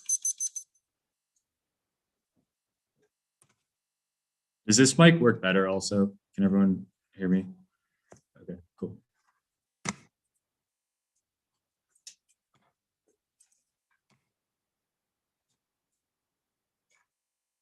Okay. Everyone ready? All right. The procedural they functionally conceded the we meet argument. These spaces are co-constitutive, which means demands of on debate or by necessity political action or countercation use the resolution and jumping out point rather than end all be all. The first net benefit goes conceded absent the absent space is never delivered, creating spaces with black scholars within debate, opens of alternative futures and understandings of the political outside of demands upon the state that's essential for black people to be able to create survival strategies outside of those spaces. Their intervention is necessary and deliberate because it would deny those futures in the first place. All of our offense on the case will apply to the procedural because it requires dictating how and when black women perform resistance. The case. Even now, affirming black life is still possible. However, society and academia constantly move to erase the legacy of slavery in the ways that states black experience. The resolution is an example of that erasure. It's inability to write language space necessary for black folks to express the relationship to anti-blackness. There are two impacts versus erasure. It frames the entire debate. Anti-blackness permeates all aspects of black life. White grammars debate, making it impossible black leaders to hold the systems of power accountable. The act is an act of recuperation without reification, excavation of those legacies that refuses to be erased. Second is fungibility. Society to the table of cohering itself based on blackness has absence. The result is exhaustion. The affidavit performance is an impact turned their understanding of alliances where the state requires one set approach rather than considering the ways that ontological position shapes that you should refuse their call to order in favor of endorsing the abstract act of recuperation without reification in the face of the alternative. Do not black out the sirens, do not change the channel, but don't ask age of anything, rather refuse to return to normalcy. The negative is complicit and surrender to blackness. Corey, Amber, Vita, and Devon, for you, that means prioritizing this space for discussions and assessments of intramural and interpersonal relationality. Asia is tired of screaming into the void, but he or she is mustering all the energy she has for a community that she loves to be. Chattering the world is always demanding something from her. In this space, you should lean with the exhaustion and say fuck it, rather than holding the app to the metric of perfection. Recognize the necessity of opening space for the dialogue and creating energy before demands can be made for both. City and James is acknowledging all the ways in which you're indebted to black people in this community. It's not about absolving guilt, but rather about surrendering your right to have an opinion about what is best for black people in an individual situation. This space should be open. It starts with y'all interrogating the relationship to anti-blackness. All of their solvency prizes misunderstand the scope of the act. It's not about resolving all of anti-blackness, but combating a specific instance of erasure within debate by presenting blackness that they have given uniqueness for. All the entirety of the critique of the race war framing already presupposes there is one response to the race war. It could be calculated. It isn't. But assuming there is was what creates fragmentation. Looking to history is how we know how to make demands for the race war in the first place. And surrender to black to shut out Wayne because they have specific instruction related to individual judges. I'm going to do the permutation at the top because it will be the main form of offense. Extend permutation to both. It solves their offense. It's not a question of the accuracy of the theorization, but their accountability for introducing it in this debate. The permutation can agree with the accuracy of the meta level theory, but the presence is blackness in this space or this round. View the permutation is functionally permutation U to U. They must win a unique reason that Asia's performance or presence here lead to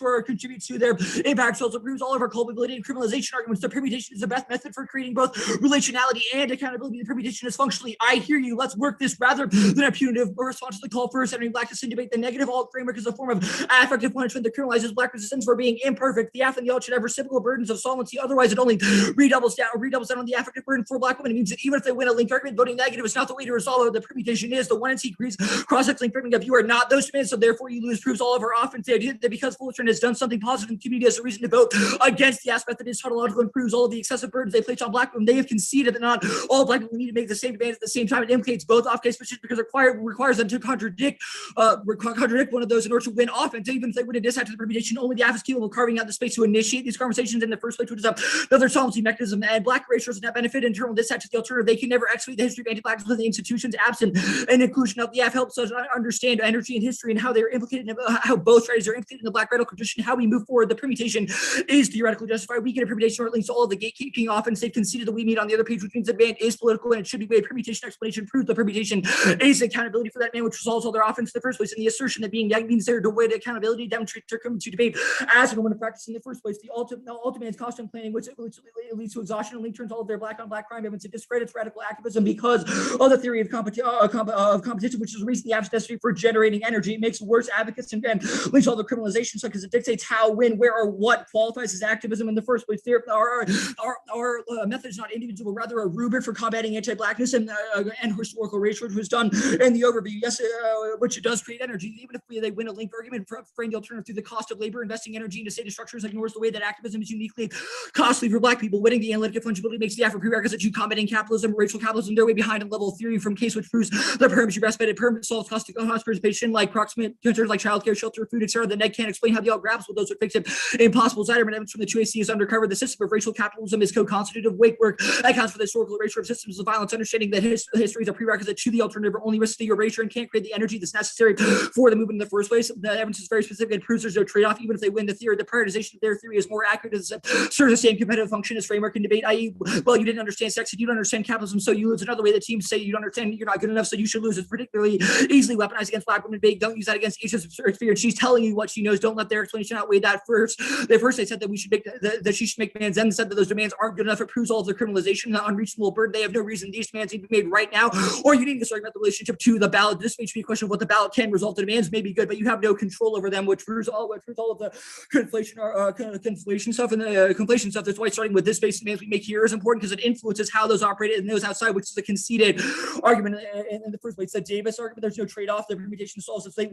We link turn all of their catharsis arguments and the alternative. There's no way the ballot can resolve things like the utopia racial chasm, but they link net more because it assumes that making those demands is enough to build solidarity in the first place. It's the same logic of role-playing or fiat that we critique above in the first place and proves all the double standard, evaluate all solvency through the performance. If they have weaponized against a black woman, there's no reason to endorse it. They're never asked Asia for what demands she wanted, only have script theirs upon this debate, which is a reason they can never solve for the presenting of blackness in this debate or relationality. The permutation does, and it's a better way to resolve the accountability offense.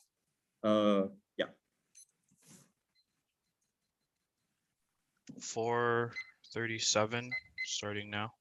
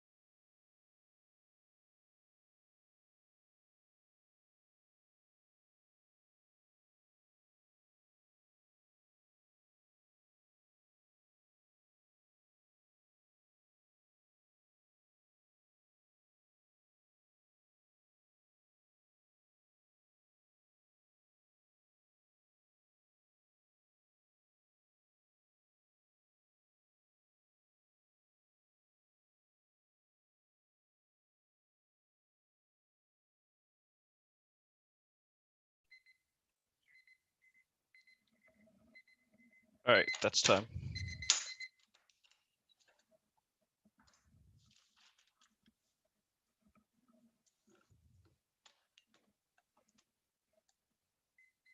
The order is going to be the case.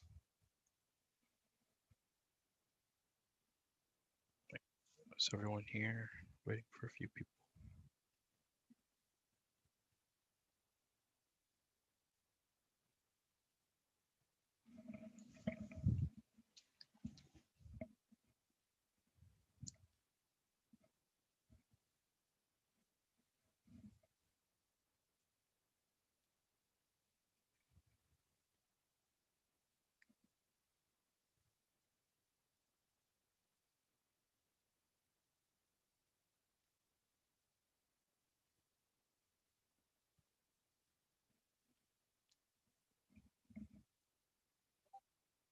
Vita, are you here?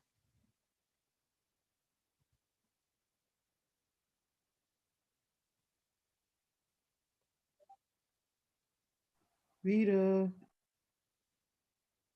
All right, cool.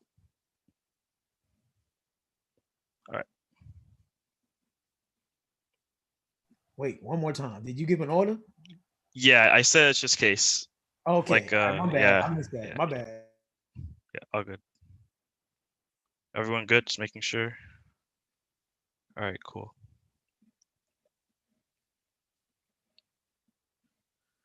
The global race war is coming now. Countries are moving to more illiberal, the collapse of democracy, the backsliding of human rights, and is causing violence around the globe. China and Russia's colonization in Africa, the concentration in the camps of Uyghurs are all proof that there's an expansion of the institutions that will look to find ways to colonize the zones of the world. And it's not just around the globe, it's also just come to debate where the race war is happening here. That's the betting scandal and the racist of FPJ, which is why making demands is critical to hold these white people accountable, which is why we've said prefs to any team that does not pref black people and why we got white judges to meet that demand. We need a coalition to respond. This is the alternative. We need a new progressive party that wraps around the world, which is the alternative. The AF is not the alternative. You have no demand, no one AC, which means the judges should sit to only render these as permutations. The role of the judges is to vote for the team who better responds to the race war because it's going to affect all of us. Our model is better because everyone is implicated in the race war. They conceded interest conversion, which means that no matter your identity, the race war is coming. We need to have discussed tactics to combat the race war. Don't prefer stirring to blackness. They conceded that it is an anti-black model, i.e., how do black people stir into blackness, or how do you reconcile a black person turning into a black person or turning into another black person?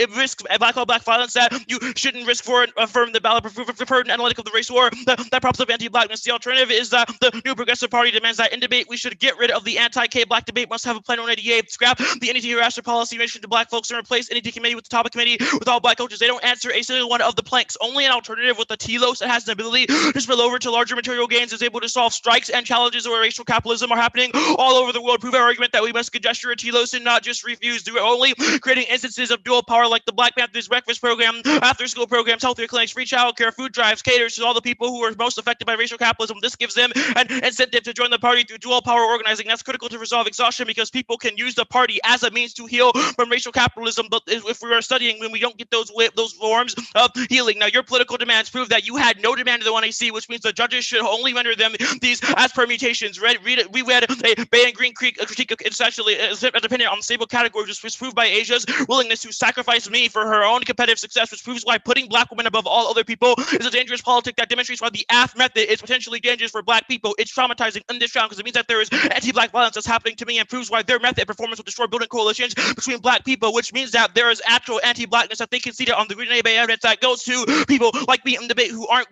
abiding by Asia's demands, which means that you should prefer a politic of the race war. It kills coalition building, which is a performative link in this round that Ross conceded. Don't let Asia grandstand about this in the 2AR. It's going to be really good, but it's not going to answer the nuance because Ross didn't answer, which means that you should vote for Fullerton on the perm. Green Bay is clean drop from Ross's 1AR, which should be enough to vote regular because it turns the whole app and proves factoring the perm. The 1NC's call for black women as the apex and to go to the NDT proves the performance of the category of black women can only leave that position marked as cisgender, transgender, non-conforming folk are treated as violations of gender norms, even within a blackened frame of gender. The effacement of non-cis black women can only leave from womanhood to be defined in relationship to body parts of the gender they were assigned at birth by a cis heteronormative state apparatus. Either way, it hails black black women as cisgender and centers of construction of gender as a biological subcategorization, i.e. when they say a black woman should win the NDT, again, the need for categorization is based in a fear of underrepresentability, the fear of the loss of definable self-extend the evidence. The one NC produces this static subject position where black women will attempt to respond to the representational context of blackness is particularly dangerous for black trans women and black queer women in the debate space because it means that their model of putting the black woman first is inherently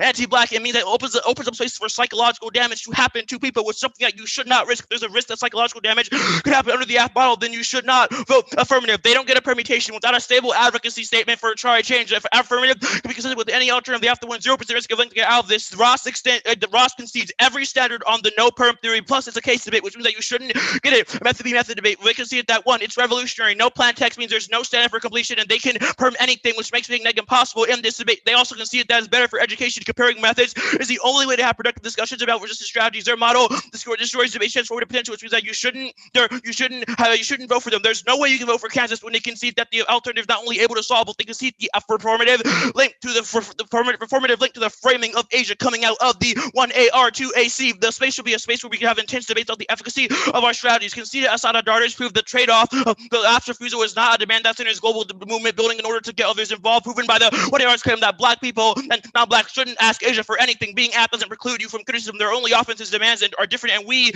agree.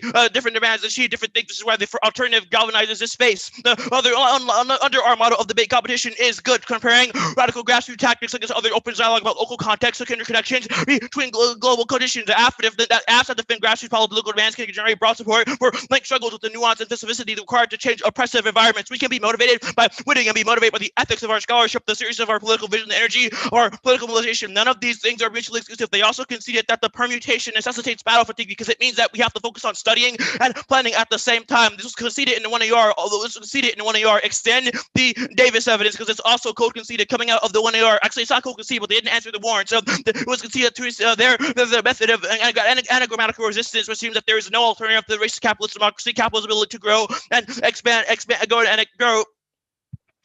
grow and expand has turned everything into a commodity. Capital has penetrated people's lives and structures of feeling, which turns all their arguments about affect and energy, which when conceded the energy, affect, energy are part of the argument. When conceded the alternative uses cross-racial coalitions, which is enough to prove a stopgap to the alternative. Even if they conceded every single quote we pulled about how they talk about unearthing forms of history that only stay grounded in the realm of the academy. They make a lot of arguments about how they can do activism, but what are those forms of activism? They don't tell you what activism that they are doing. We do, which is that better. And the only way to respond to the impending race war at the end of the day, there's too much offense on the flow for you to vote affirmative. And at worst case scenario, you can vote for the black queer dissent alone because the Green Bay evidence, because it means that they have a model that's bad for black women, which means that you should vote for negative for Fullerton.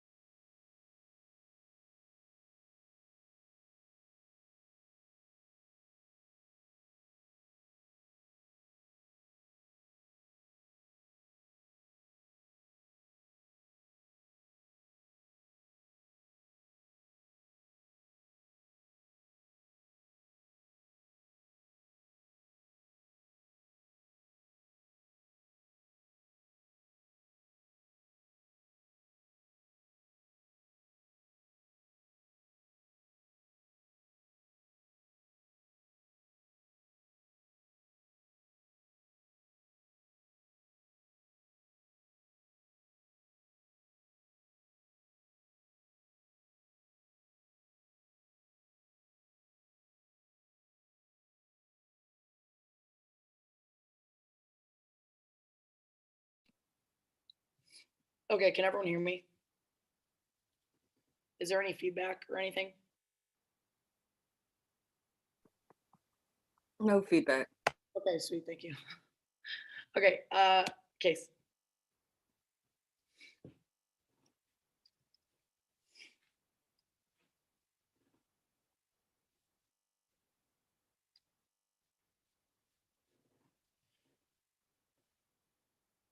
Everyone ready?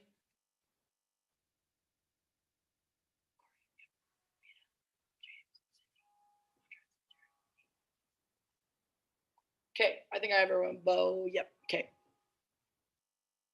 I'm gonna start unless someone stops me. Almost done for the evening. We love this.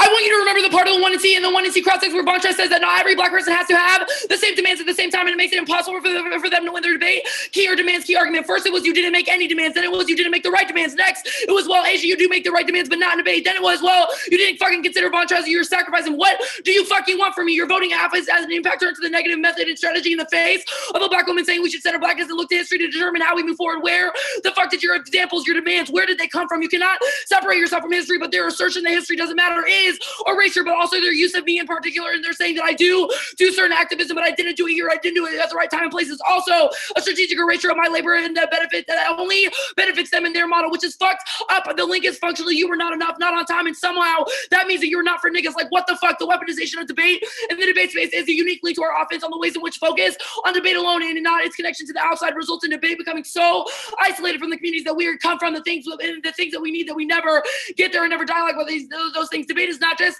a place, it's not the only place that we dialogue and deliberate, but where was the DM or the call? No, there was none, and I was expected to just have it right the first time, or fuck you. The performance of the negative is in tension with what they are calling for you to endorse, and that should be the lens through which you view the efficacy of the negative strategy. Their concession that I do this work in organizing every day demonstrates the link to our exhaustion impacts, because they say that I'm not doing enough of that work, I'm not doing it in the right place. Who are you to say when you will never ask me what work I do and how is it implicated, or is it for the race war? This leads to an exhaustion impact because Black women can never meet your standards because they're always shifting, which justifies the permutation. I'll do the surrender stuff first. It's not anti-Black or Black on Black crime, but rather it recognizes the ways in which you sacrifice me first by saying that I have to be perfect all the time and that you automatically have the far right fucking answer without fucking asking me. Everything about the performance of the entire next strategy has been accusation after accusation and shift after shift. Corey and Devon, it's been the same shit for me. It means prioritizing an analytic antibodies that leverages the space for the time and intermural relationality. That's the same thing for you, Vita and Amber. It's all about the way that we treat each other. It turns all their ability to go for this coalition offense, because it begs the question of what does the coalition look like? Because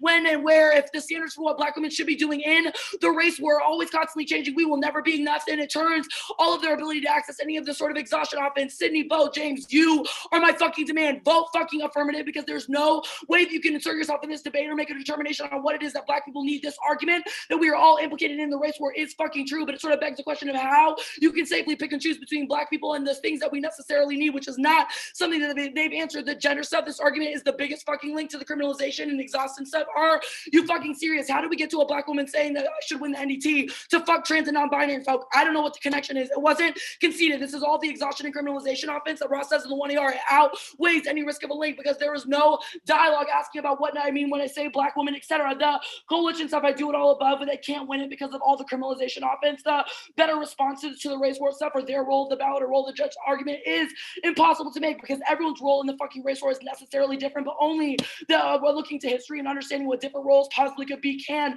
solve that, which leads me to the permutation. Oh, Lord Jesus, I'm out of breath. Fuck.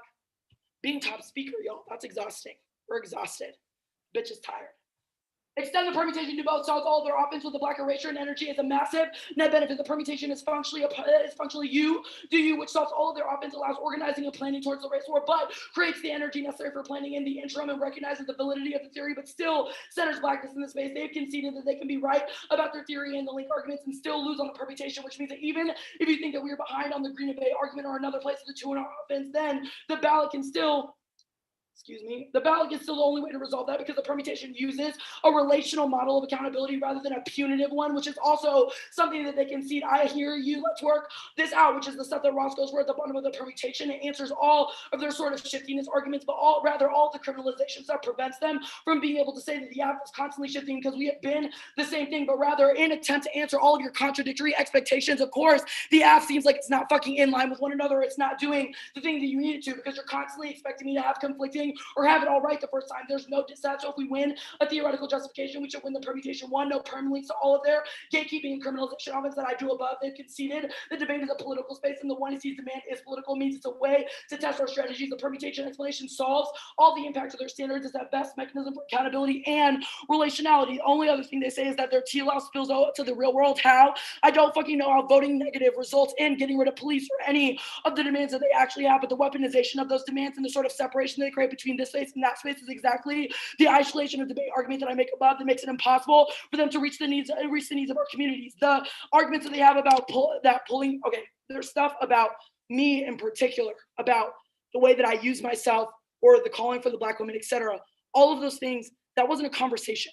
That was a criminalization and an accusation, but they sacrificed me first by not cluing me in about what was needed for the race war, or they didn't even ask me, why do you do what you do? How is it physically fucking possible that the link is competitive if they concede that I do this work and I still come to debate and I show up and I look to the people that came before me and the people that I'm indebted to as a reference for how I move and move my feet and move for this fucking community?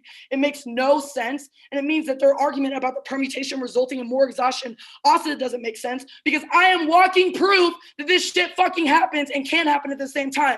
But the app never said that everyone has to move like that. Only the negative has prescribed what demands, when those demands, and how those demands. I don't understand how you could fucking vote negative without linking to any of this criminalization offense because it puts conflicting burdens on Black women that are fucking exhausting. And you can't hear like my voice. It's because it is exhausting. All of the sharpness that's coming from them literally makes no sense. And the permutation is the only way to resolve it without being fucking punitive and actually causing this Black on Black crime to set, whatever the fuck. Great debate. Good debate, y'all.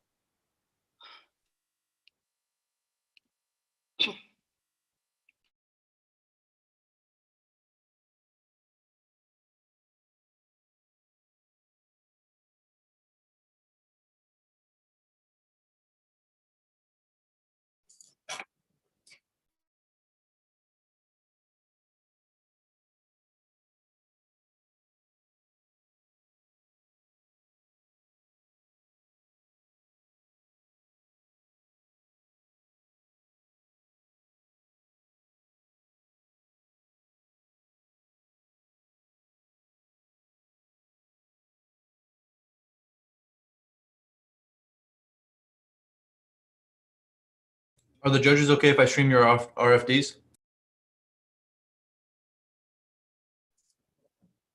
Yeah.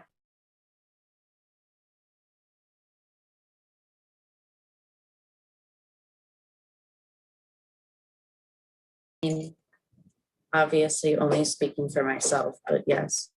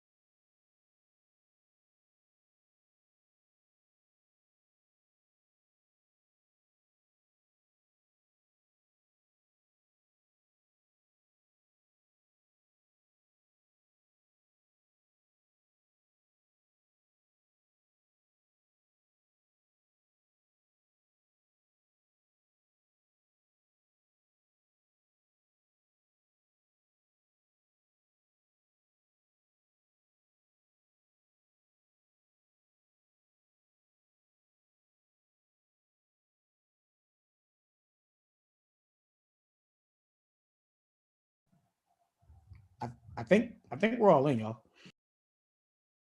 Wait 1 second.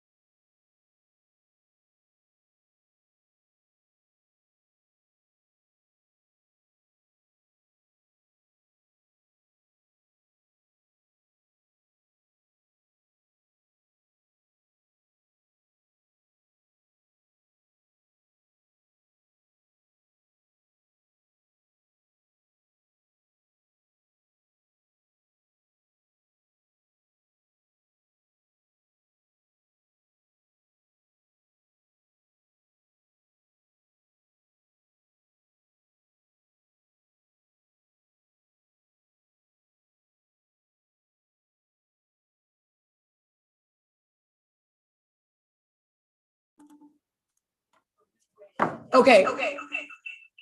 We're looking for Ross, so 1 sec.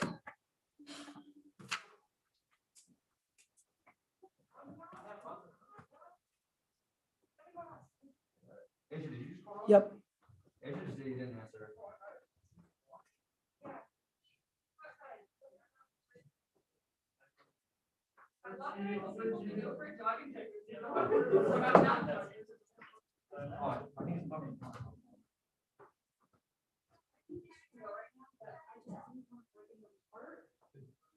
Okay, also, I love all of them with my whole soul. I'm trying to figure out perceptually, it's gonna be overwhelming. Depending on the story. Okay. Just like-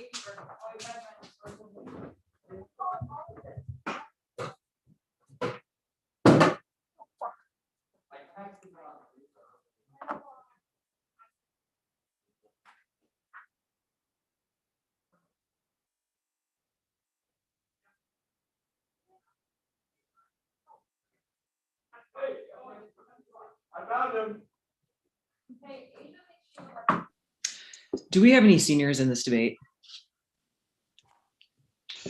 Yeah, Ross. Yes, am- Ross from Kansas. I am a senior as well, Bo. Awesome. Ross and Jared.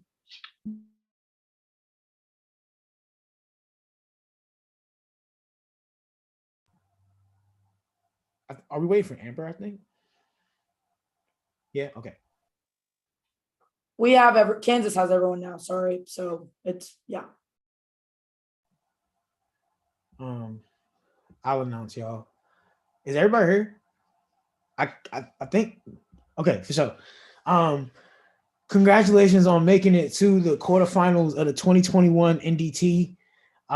This was a phenomenal fucking debate. Excellent debate.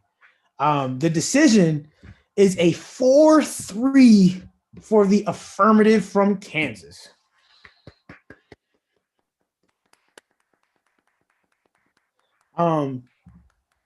We could do, I think we could do the claps now before the decision for our seniors in the room.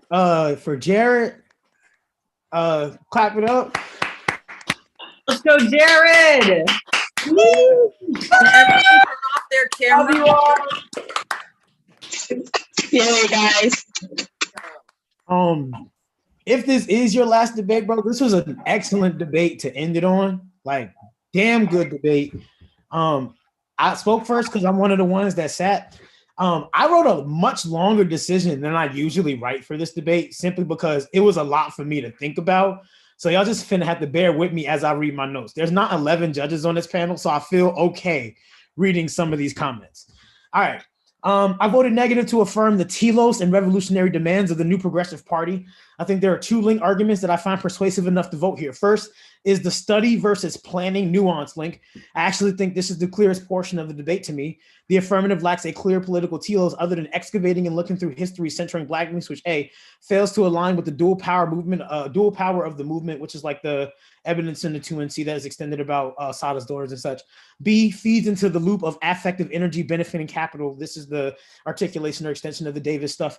And then on the permutation debate, I think that there is a link turns the AF argument, that the root cause of the exhaustion of the 1AC, 2AC, and kind of the anxiety of the 2AR comes from the requirement of you to study and plan at the same time in the face of the race war, which I think is not really answered for me by the 2AR, other than being like, I'm a walking manifestation of planning and studying, which I think cedes to their argument about why you are so exhausted, because you have to manifest both of these things into one option, i.e. the permutation, which is overarchingly bad for collective energy, et cetera, et cetera.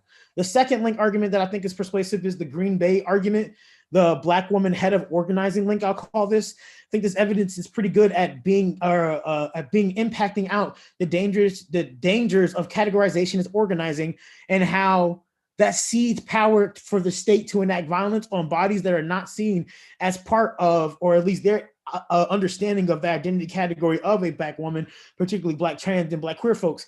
The only answer I have in this debate is the criminalization cross application in 2AR. I think it's just dropped into 1AR, Ross.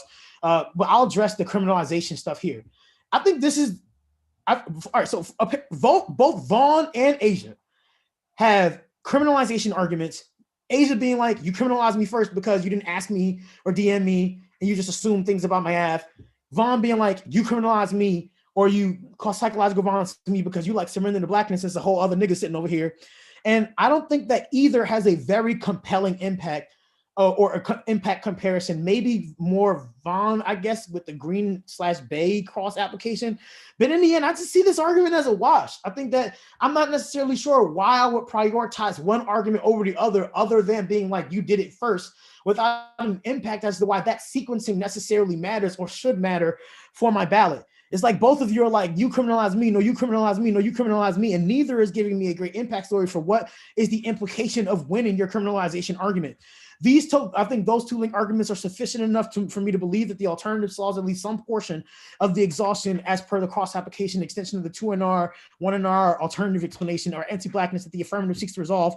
I'll talk about the permutation debate here. I just don't think you get one. I think the negative has won a different version of what a method v method / black on black debate should look like. Competition good for critical education, bringing different local experiences and debating about them, producing revolutionary grassroots strategies that leads to a better translation of those tactics and solidarity outside of the space, which I think does away with your that requires me to reject permutations. I think that does away with your criticism of like inside outside of debate argument, because I think that their argument is having debates about revolutionary politics is the way to make it sure that these conversations make their way outside. I think there's some other technical concessions on the permutation debates, like allowing for you to permute in method debates makes it impossible because you always get to the shift what the affirmative is about. I don't think that's answered, and I don't think that's answered, which at least for me, at best for me, is mitigatory defense, or at least a way for me not to really think about the permutation.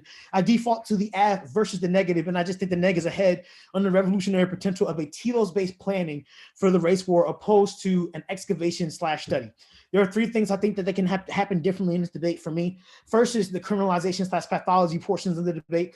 I just think you need either A, diversify your offense and go for something else, or go for other arguments, or B, impact this argument out more. Not sure what to do with it or which matters worse. Like I said, I think Vaughn gets the closest with this, like discussing psychological damage, but I think the affirmative needs to something other than exhaustion to weigh against a negative strategy. I think maybe this can jive really, really well with some of your arguments about debate technique and competition and how it structures Black people to necessarily be at odds with one another, which I think also probably would help you on this permutation stuff.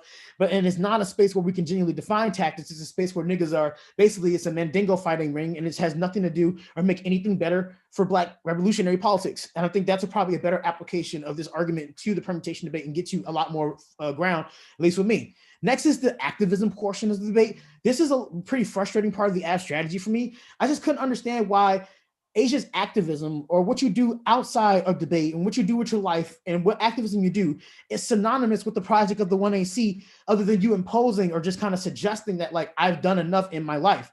It's like debate became like you should vote for Asia because of my politics outside of the debate, opposed to the excavation of history and actions to prevent erasure in debate, which is the 1AC method. I think the latter, i.e. the excavation portions, links to all the TLO stuff. But if you do want this debate to become about your activism, speak on it. I felt like a lot of times y'all niggas was talking as if y'all had back conversations about what y'all do in your personal lives. And I was supposed to kind of like put it together. Like I knew I knew y'all body like that, and I knew what y'all was doing like that, and I felt like, and let's just for me as a judge, I don't know how the rest of the judges felt, but I felt like I was kind of out of the loop when you're just like, I'm doing enough for myself, I'm doing enough for my community. Like, what are you doing? Like, I don't know. Like, I see, like, you might have shared a graphic or two on Facebook. That don't mean I know your life. You know what I'm saying? I think you need to delve deeper into this, at least for me, to give you like this whole like I've done enough type argument. Finally, is the last argument I think matters for me is this relational versus punitive framing from the 2AR. It might be in the 1AR, but I don't think it's impacted that well. I think by the end of the debate, you put a lot of eggs into this basket on the permutation debate. And I'm just not sure what the warrant/implication for why I should prefer relationality as a debate method versus the next push for competition. How does it push for competition? How does it complicate my view of their indicts of the affirmative method? What does this mean for the alternative debate? Like, I just have a lot of questions about what it means to be relational versus punitive and what it does at the end of the debate. I feel what it does at the end of the debate that I feel pretty uncomfortable just dubbing all of the comparative work of the 2NR and the permutation and what revolutionary politics and revolutionary debates should look like, opposed to just being like, I'll grant you relational versus punitive because punitivity, I guess, is bad.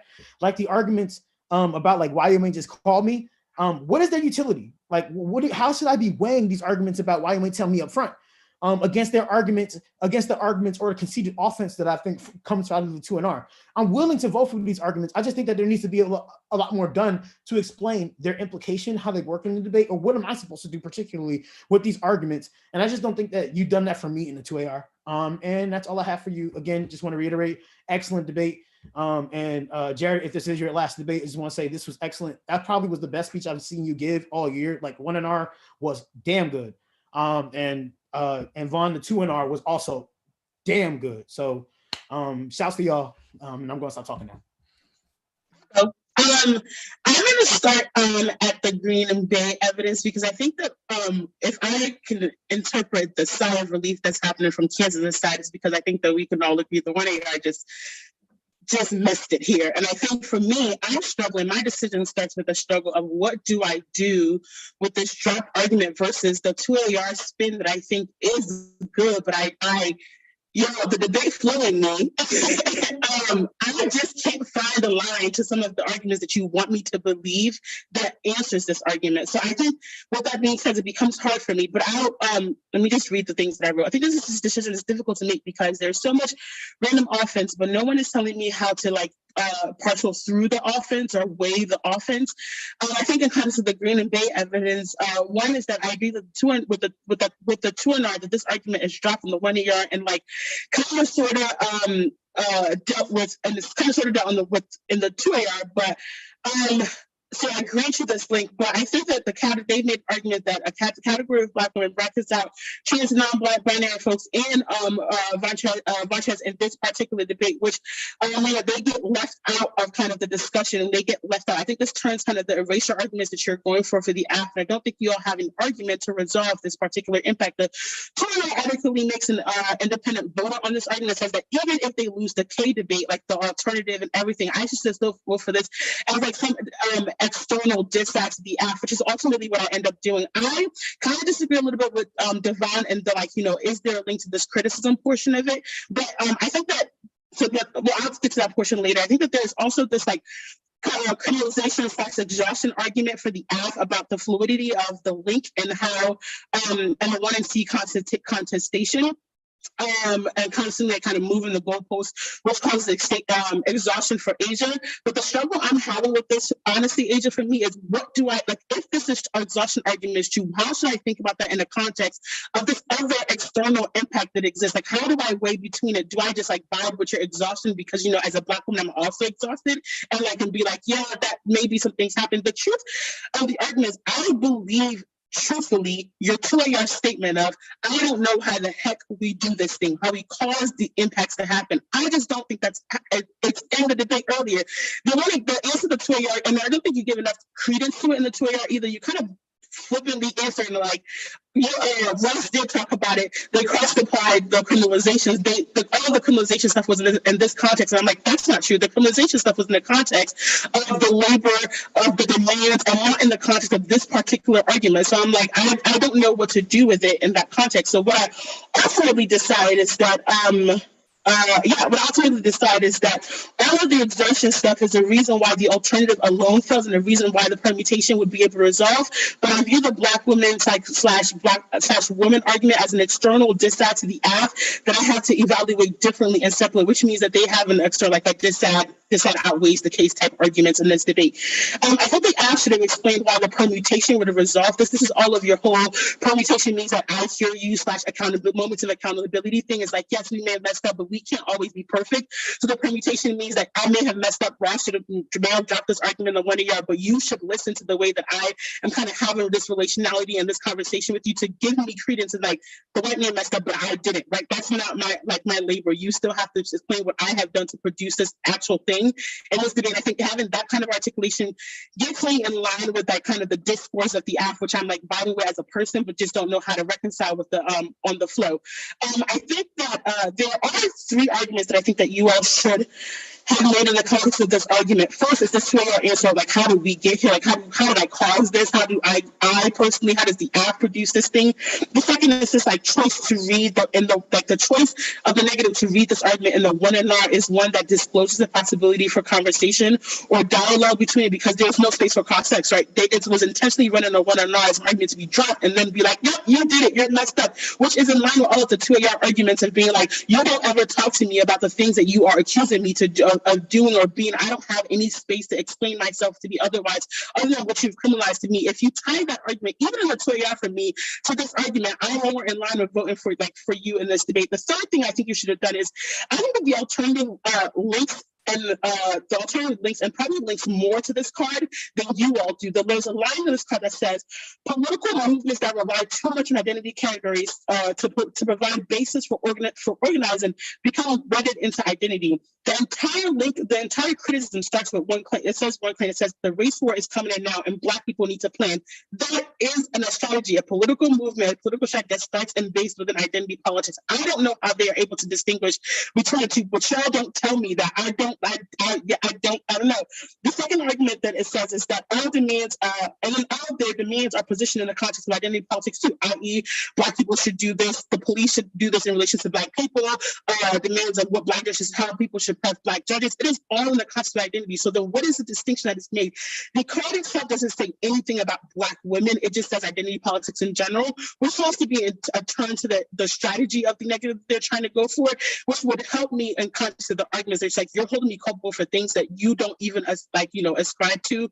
But again, I think the biggest thing for me is this answer is that this argument is just dropped on the 1AR for me. And I'm trying, Asia. I'm sitting here listening. I wrote so many different, I'm like, the finesse of it all was good, but I don't know for me how I could have come up and if Fullerton asked me like, well, how did you evaluate this argument? I don't know what I tell them when I just believe that the 1AR dropped this argument. That's my biggest thing. And I think, I feel like y'all know y'all dropped this argument too. So I don't know, but yeah, I'm done. All right, I was the third judge that voted for Fullerton. I also voted on the centering of Black womanhood dissad. I think that I saw the debate more similar to Vita because I think I evaluated it as a dropped dissad that sort of could operate independently of some of the rest of the debate, but I did evaluate some of the rest of the debate because I saw it being relevant. The demand for voting after centering the Black woman is a centering of womanhood that upholds these standards of desirability of cis womanhood that unnecessarily excludes Black people who don't perform the way that that the AF sort of like puts up on a pedestal. I don't know if the AF really links this, but I agree that the 1AR drops it, and not only just the 1AR, but the 2AR drops it too. The impact is like that sort of excludes trans and queer Black women's perspectives and creates kind of sort of a hegemony of the cis woman perspective or positionality. And the AF doesn't have an offensive justification for the centering of women in this round, which I think could have happened, but didn't. The 2ARs, like answering on the line by line, was that the criminalization DA outweighs any link to the transphobia DA, which is problematic not only on the line by line, but also like in real life, because case outweighs, or the sort of like majoritarian outweighs args are commonly used to obfuscate accountability within social movements. Like a bigger wrong doesn't justify or provide a no link to a wrong, like to a disad. And especially when they have disad turns the case arguments about erasure of particular Black perspectives. So especially in the context of Fullerton's internal link turns to criminalization on the like framework-ish debate, because I know that framework wasn't like technically in the 2NR, but like the negative Black moves a lot of the framework arguments to the case page, especially when debating like the permutation about how Kansas weaponizes like the role of the negative in this debate, and the negatives attempt to like create a competing strategy for the race war as like that framework as being punitive to the AF, that's actually like weaponizing the role of Fullerton as negative in this debate against Fullerton, if negation itself is always erasure. So I think that there's a coalition DA to the neg that the neg is accessing in two ways. One, the favoring Black women over Black people fractures movements and creates like the psychological violence of standard setting, which is alienating, which is just, I think, dropped. So for this reason, my decision really, it wasn't as close, I think, even as Vita's. But also the second level is like prioritizing Black ballots over revolutionary strategies for resistance within the race war is anti-coalitional, because if negation is always erasure, then there's sort of no room for Fullerton in the debate space. And so that's a DA to the method of the you versus you versus us perm, because the you versus us perm always shuts out the role of Fullerton to negate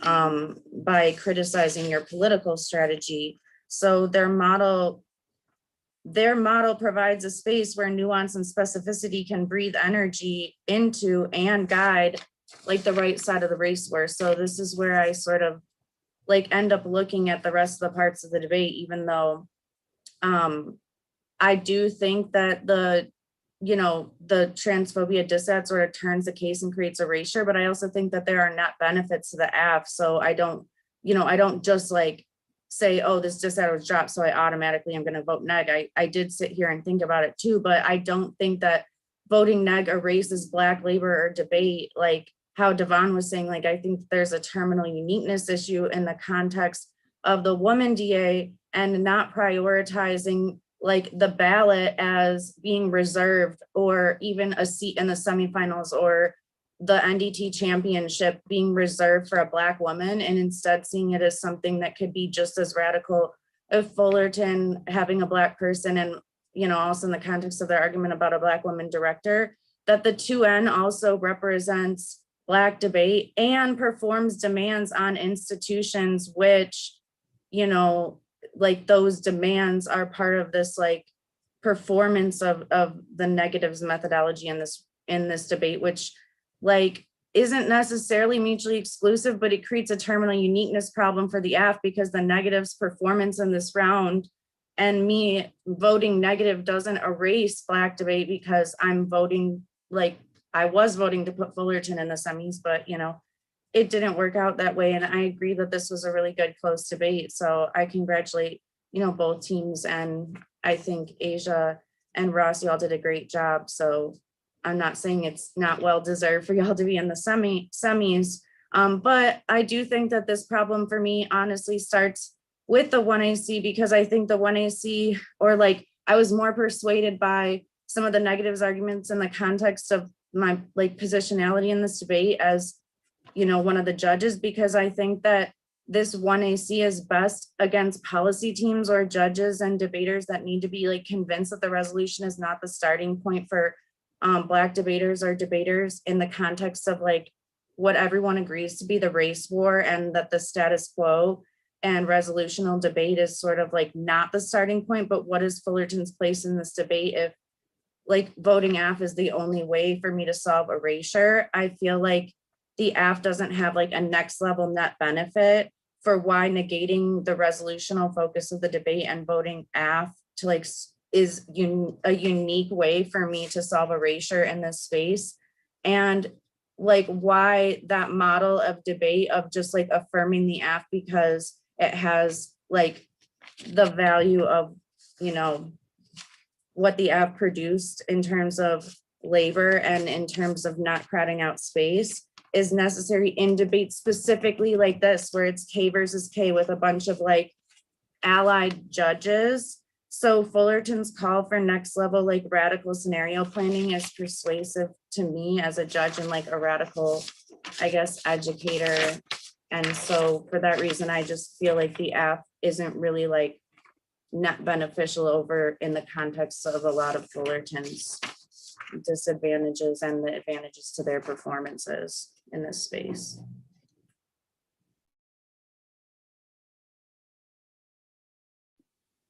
I can go next if that's cool. Sorry, but I'll be short. So I broke it down into, I guess, 4 parts for how I thought about the debate and resolved it in favor of the affirmative. The first is that I think the affirmative wins a prerequisite argument about studying and planning in the context of the debate space.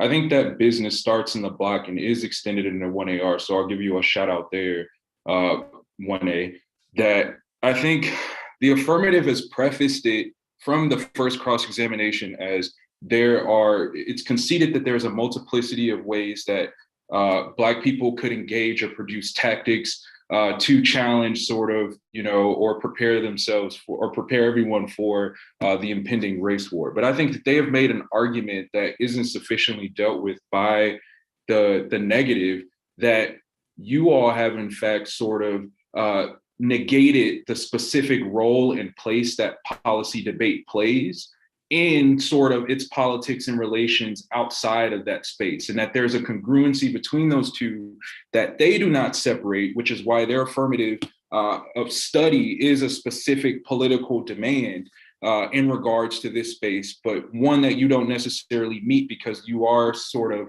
hyper-focused on the external. I think the second thing that sort of feeds that is without interpretation extended or a framing argument, I think they access their description of debate as one, a political space that is also implicated by the race war, and at 2, the affirmative necessarily stands as a demand, i.e. the surrender to Blackness as a political demand that the alt does not account for in their paradigm, that only focuses on sort of the transactional model of having a politic that could be done outside. I don't know what the bright line is for that in a world where you don't make sort of a framing argument in the 2NR, or even extend or counter some of the defensive pushes that they've cross-applied from the procedural T-flow onto the case flow on how we are to think about sort of the debate space and politics. So I think at like a top level, they access that. I think the third thing is that they win, maybe not a permutation, it's called a permutation, but more so a no competition argument, and that there are multiple ways to revive political plans that's been conceded, that there's sort of a concession about the way that policy debate, this space, and the surrender to Blackness is a very particular political demand that's relative to this one. I'm also unclear on where the specific comparison between different political paradigms necessitates like a trade-off. Because I think the framework that you do establish is that we need to put these two paradigms into conversation with each other. We need to be able to establish some kind of relation between different tactics to refine them, to make them better. What isn't said though, and what isn't really stuck to is whether or not there's a hierarchy of plans, or which plan is more preferable or beneficial should be the metric of that negotiation. To me, the entirety of the debate kind of reads as the affirmative doesn't have one. And I think if they win enough of a risk that they do have a plan, then there's not really much framing there to be able to negotiate or navigate which plan is preferential, which I think is the affirmative's permutation pivot of you can't really do that work because there's already been an agreement that there's a multiplicity of plans that could be proliferated, and theirs is important for sort of this ethic or performance of energy. I think the fourth thing that I'm sort of persuaded by then is this idea of sort of the criminality and relationality turns. I actually think about this component of the debate a lot different because I don't give too much credence to sort of the transphobia, anti-queer propping up arguments. I think there's not enough work done in sort of the block to provide sort of the internal links as to how the declaration of the statement of just like a Black woman being not only in the finals, but winning the NDT being a rupture to the way that the activity, i.e. the propulsion of the race war, the white supremacists, whoever's like waging that conflict, how they would paradigmatically view that relationship. I think that there's like just not enough work done on there. So I think that it's possible that the affirmative maybe subtends or creates those relations, but it's never specified in the context of the statement that's made. It's just kind of left at that.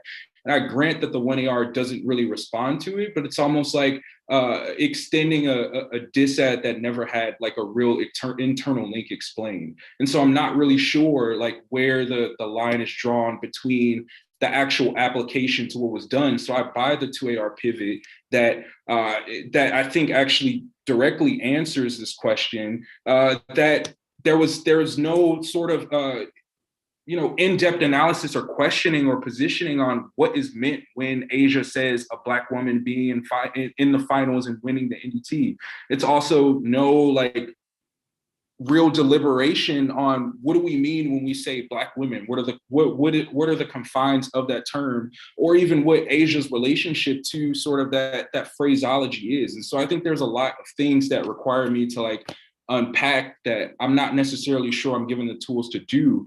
I think that is, or it does become at the end of the debate, the tiebreaker for me in terms of thinking through the criminality and relationality business, because I think if it's possible for there to be sort of an automatic over-identification with a particular component of the affirmative that I don't even think was like the huge part of it, it kind of feeds a lot of the arguments that the 2A, the 1AR, or the 1AR and the 2AR make, in that it requires, your politics requires a certain form of professionalization where Black people who engage with it, and in particular Black women, have to reach a perfect paradigm. They have to have a particular vernacular. They have to be able to labor and create in the form that you have required. And the only way that your framework is able to interact with them is through a punitive one that inevitably creates the kinds of demonization, the kinds of push out, the kinds of criminalization that ultimately turns the capacity for coalitions.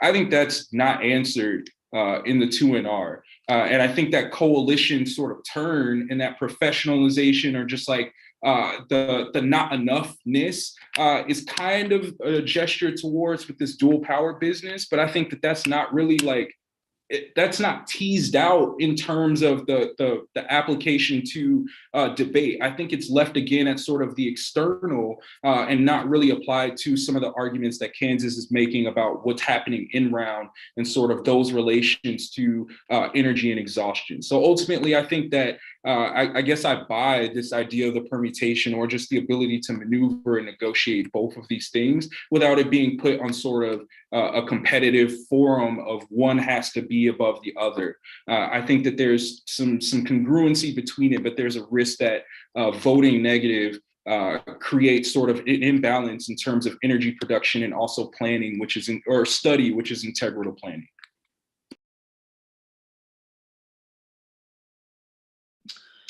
I can go next. I want to start with some praise for the negative. I thought that the 1NC was amazing. The demands were amazing. And writ large, the debating from the negative was really incredible. And you should be really, really proud of this NDT showing. This was an incredible debate. I voted F. I was thinking before, after the 2NR, about the cross-ex moment when the negative agreed that Black people don't need to have the same demands, and the moving shiftiness of what it means to meet a demand. sort of interfering with the negatives trade-off arguments, and the 2AR hit it spot on at the top of the 2AR with those two arguments that really complicate the bright line of your trade-off arguments in the 2NR.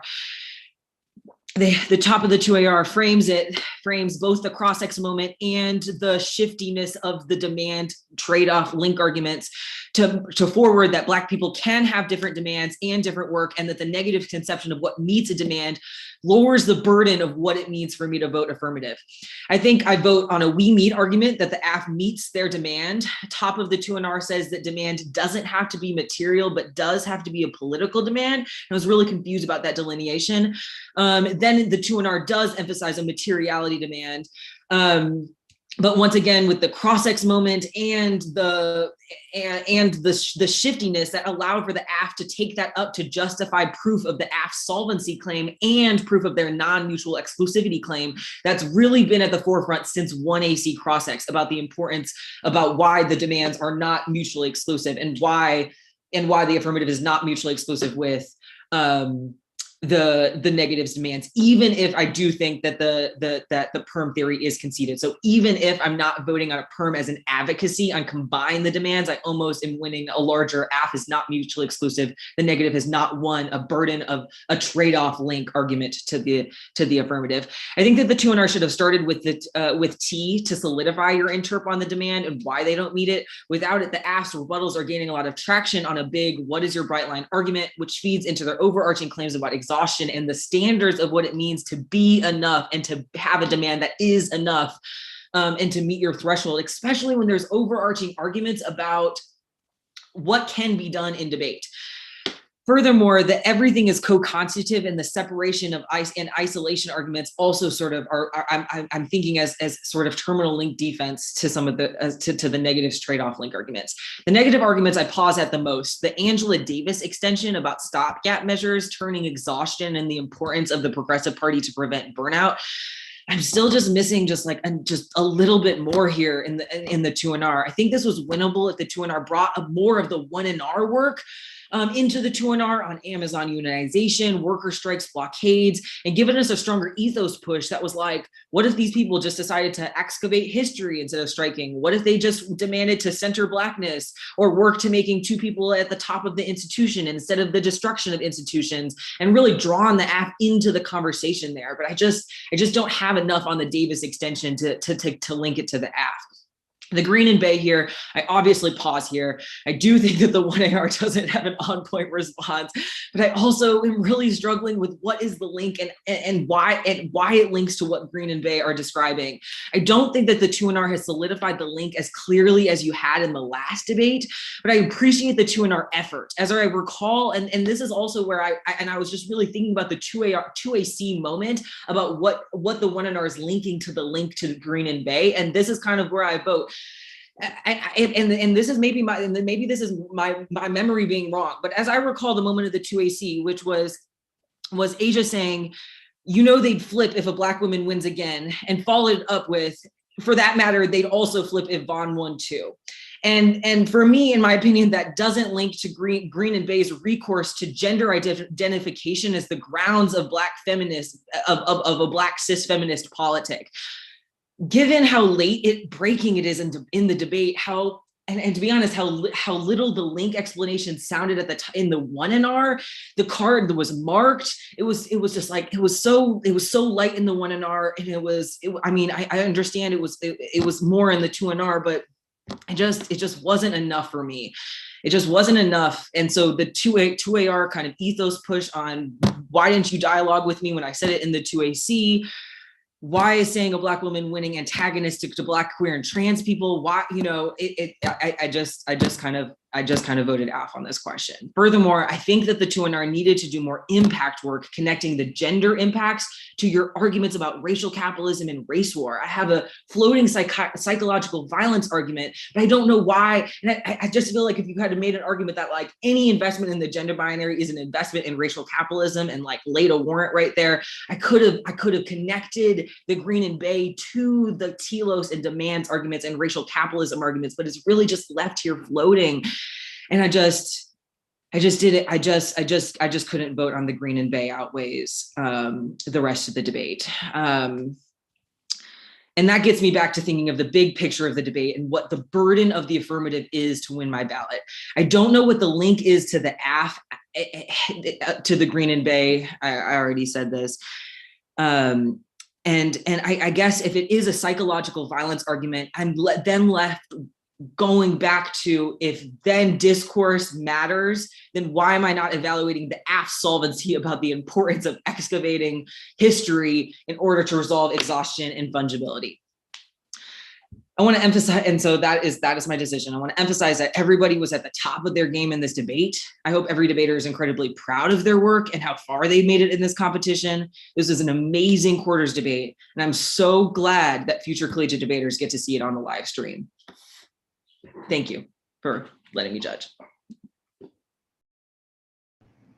I could go next, Amber, if that's okay with you, or you can go. Okay, awesome. Again, just want to echo the sentiments that have already been said. Incredible debate for excellent scholars, incredible debaters. Totally agree with Bo and Corey here. I ended up voting F to endorse the unearthing and mining of history to challenge the historical erasure of Black women and Blackness. I think excavating history stands in the opposition of Black erasure and debate and provides energy for Black women. I think the app can also provide fruitful lessons for preparing for the coming race war, which can be noted in the negative's frequent references to historical examples of dual power and direct action. I think the neg spends too much time saying that studying history is not planning and that's bad, rather than saying studying history itself is bad for some, methodological reason or another. At the end of the debate, I think the link articulation hamstrings you and leaves your strategy vulnerable to a permutation or a lack of mutual exclusivity. So I think the app wins that the perm is the best option in this debate, described as you do you, we do us. I'm comfortable voting that there is no singular approach to preparing for the race war, and that all Black people don't have to levy the same political demands at the exact same time. This leads to the two big net benefits of the perm that I evaluate. First is the criminalization dissent. I think that the app is further ahead than some of the other judges here on the criminalization dissent. I think the app wins that the negatives politics puts them in position to be the ultimate arbiter or judge of what demands are appropriate and when it's appropriate to levy them. Furthermore, the neg shifting standards of what is or what isn't a political demand causes exhaustion for Asia and makes the app appear more shifty than it actually is, which I think is an implicit answer to the perm is too shifty argument, which we'll talk about a little bit later. I think the negative needs to do a better job drawing stark distinctions between what is a political versus material versus like social or cultural demand to avoid a strong link to the criminalization dissent. Asia herself is probably an example that the two strategies advocated for in this debate are not mutually exclusive, as her work outside of debate shows. If demands on debate are political and all Black people don't need to demand the same thing, then I think the 1AC's call to center Blackness in debate is a political demand, and there's just no trade-off with the negatives advocacy. The second net benefit is punitive and relational models of accountability. The app is definitely lighter on this question, but I think the app's position on the perm creates a relational approach to better foster conversations. This is most pertinent to the Green and Bay gender criticism. The app argues that this argument is another example of Asia being punished for not performing in the exact right way or not using the exact right language when describing politics. This is supported by the fact that the negative didn't seek to start a dialogue or conversation on what Asia meant when she referred to a Black woman. I think there's potential for this criticism, and this is where I sit the longest thinking about because it's dropped in the 1AR, and this is where I'm closest to pulling the trigger for the negative, but it needs to be developed much earlier and needs to be supported by more examples of the app's reinstantiation of this gender norm, either through their evidence or through their performance. Like, I'm just left wondering, is saying the words Black woman the link? Is saying send a Black woman to the NDT semis the link? Is saying centering Black women the link? I'm ultimately just not sure the answer to those questions. The app does good impact calculus, I think, here in the 2AR by explaining even if there is a risk of a link to this argument, that the criminalization dissent probably outweighs, which I'm definitely buying. So there are those are the two big net benefits of the perm. I agree with Bo a lot here. Although the 1AR probably dropped some small arguments on the perm debate, I ultimately don't think that it's really contextualized to perm, you do you, we do us. I think the app wins that energy is key to planning and mining history is beneficial for planning, and it seems like a good option for me. The role of the judge debate, both sides are having great arguments here. I ultimately think that even if I subscribe to the negatives role of the ballot, it doesn't take away the app's clear and consistent reasons why addressing historical erasure is key to preparing for the race war, as both issues are co-constitutive. The app doesn't clearly address the negatives net benefits to the role of the judge, like interest convergence and surrender to Blackness is anti-Black. However, I think that the negative needs to just not just extend these arguments in the 2NR, but explain to me why they take precedent over the affirmative's role of the judge. Like, the neg definitely wins that everyone is affected by the race war and there is interest convergence around that, coming and impending war. but I'm not sure why that means I shouldn't evaluate the exhaustion impact of the F, which is a crucial part of preparing for the race war for Black women. The Davis evidence, which is at the bottom of the 2NR, I like the negatives argument that capitalism has invaded intimate spaces and constrains what we think is energy, or we think is enjoyable or not enjoyable. However, this just comes too little too late in the 2NR. I would have liked this to seen Davis and Tarrant evidence as the main link story in the 2NR, which more chiefly impact turns the AF, rather than saying the AF is not planning, and if you are not planning, that is bad. So at the end of the debate, the 2NR is right that there's a lot of offense on the flow. However, I think the 2NR doesn't centralize a few pieces of those offense and explain why they outweigh the AF. The 2AR uses the criminalization dissent as the most important argument and uses it throughout the rest of the line by line in an extremely effective way. And that's where I'm at the end of the debate. But incredible job, and I really appreciate the opportunity to judge this debate.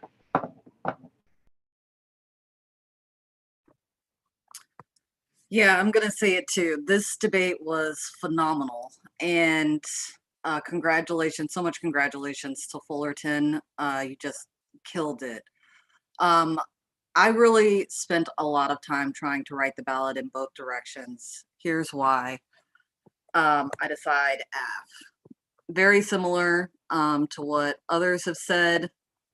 I think that there's an argument here that is never really grappled with by the negative, and that is the role of history in planning. And so I think that I'm giving a lot to the AF, that there is a place for the AF, that it's already oriented in making demands in relation to the race war.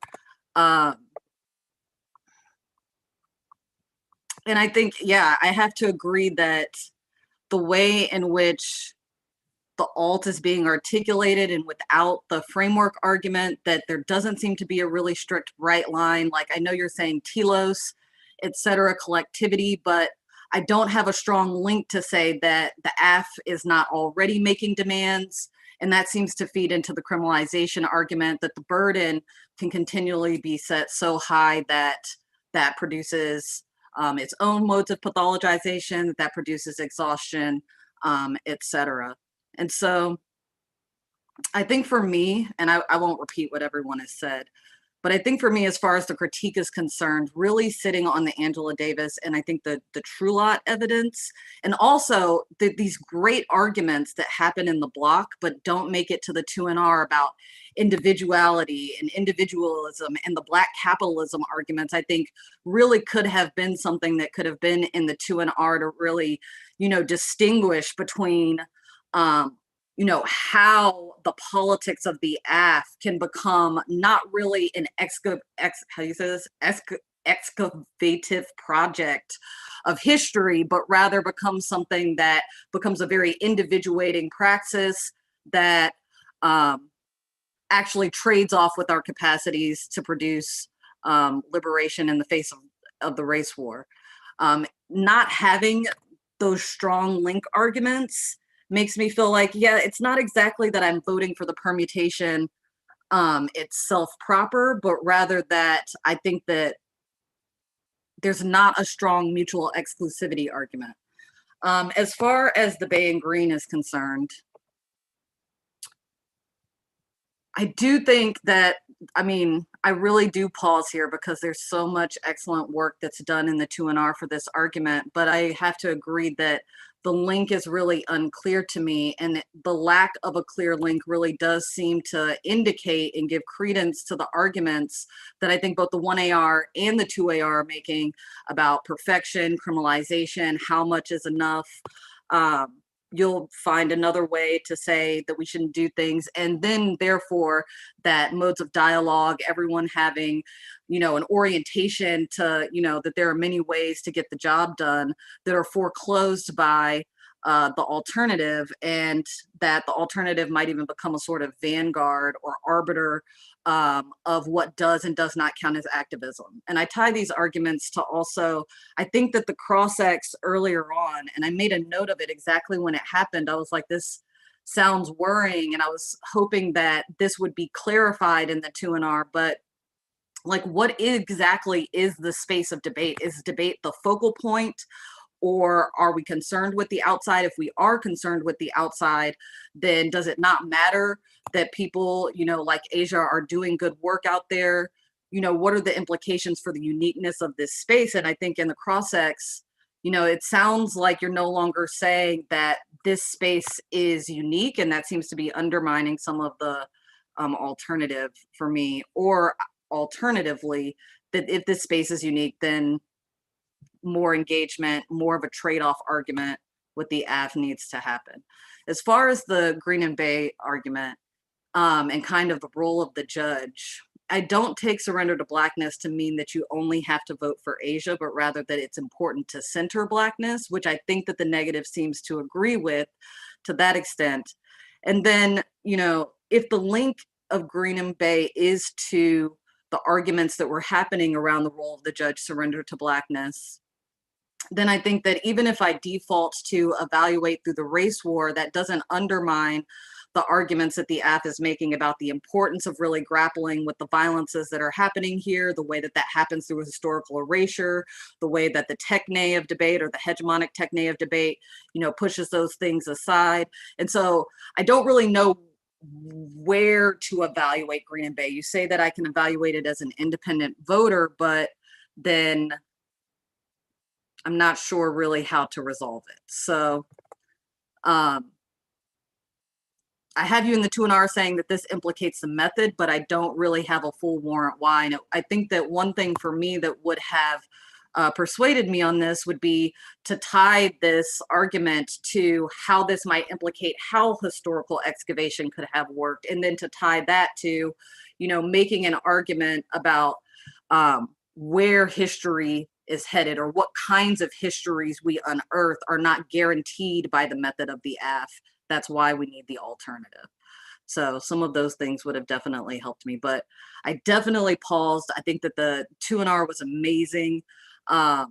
This was just a really phenomenal debate. Congratulations.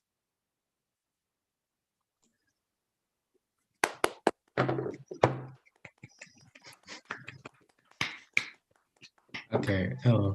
Okay, I have a couple questions just for Sita prepping and stuff. Okay, so they dropped you don't get a perm. So how did everyone resolve that?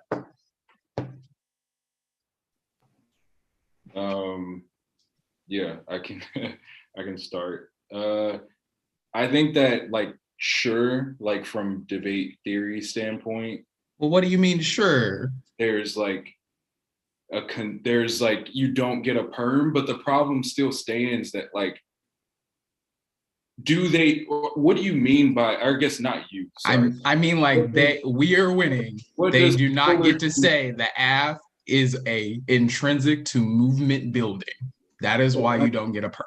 And we went for impossible referendums in the 2&R. So what do we need to do to be you don't get a perm? Because it seems like all the judges are yeah, you kind of conceded the theory, but they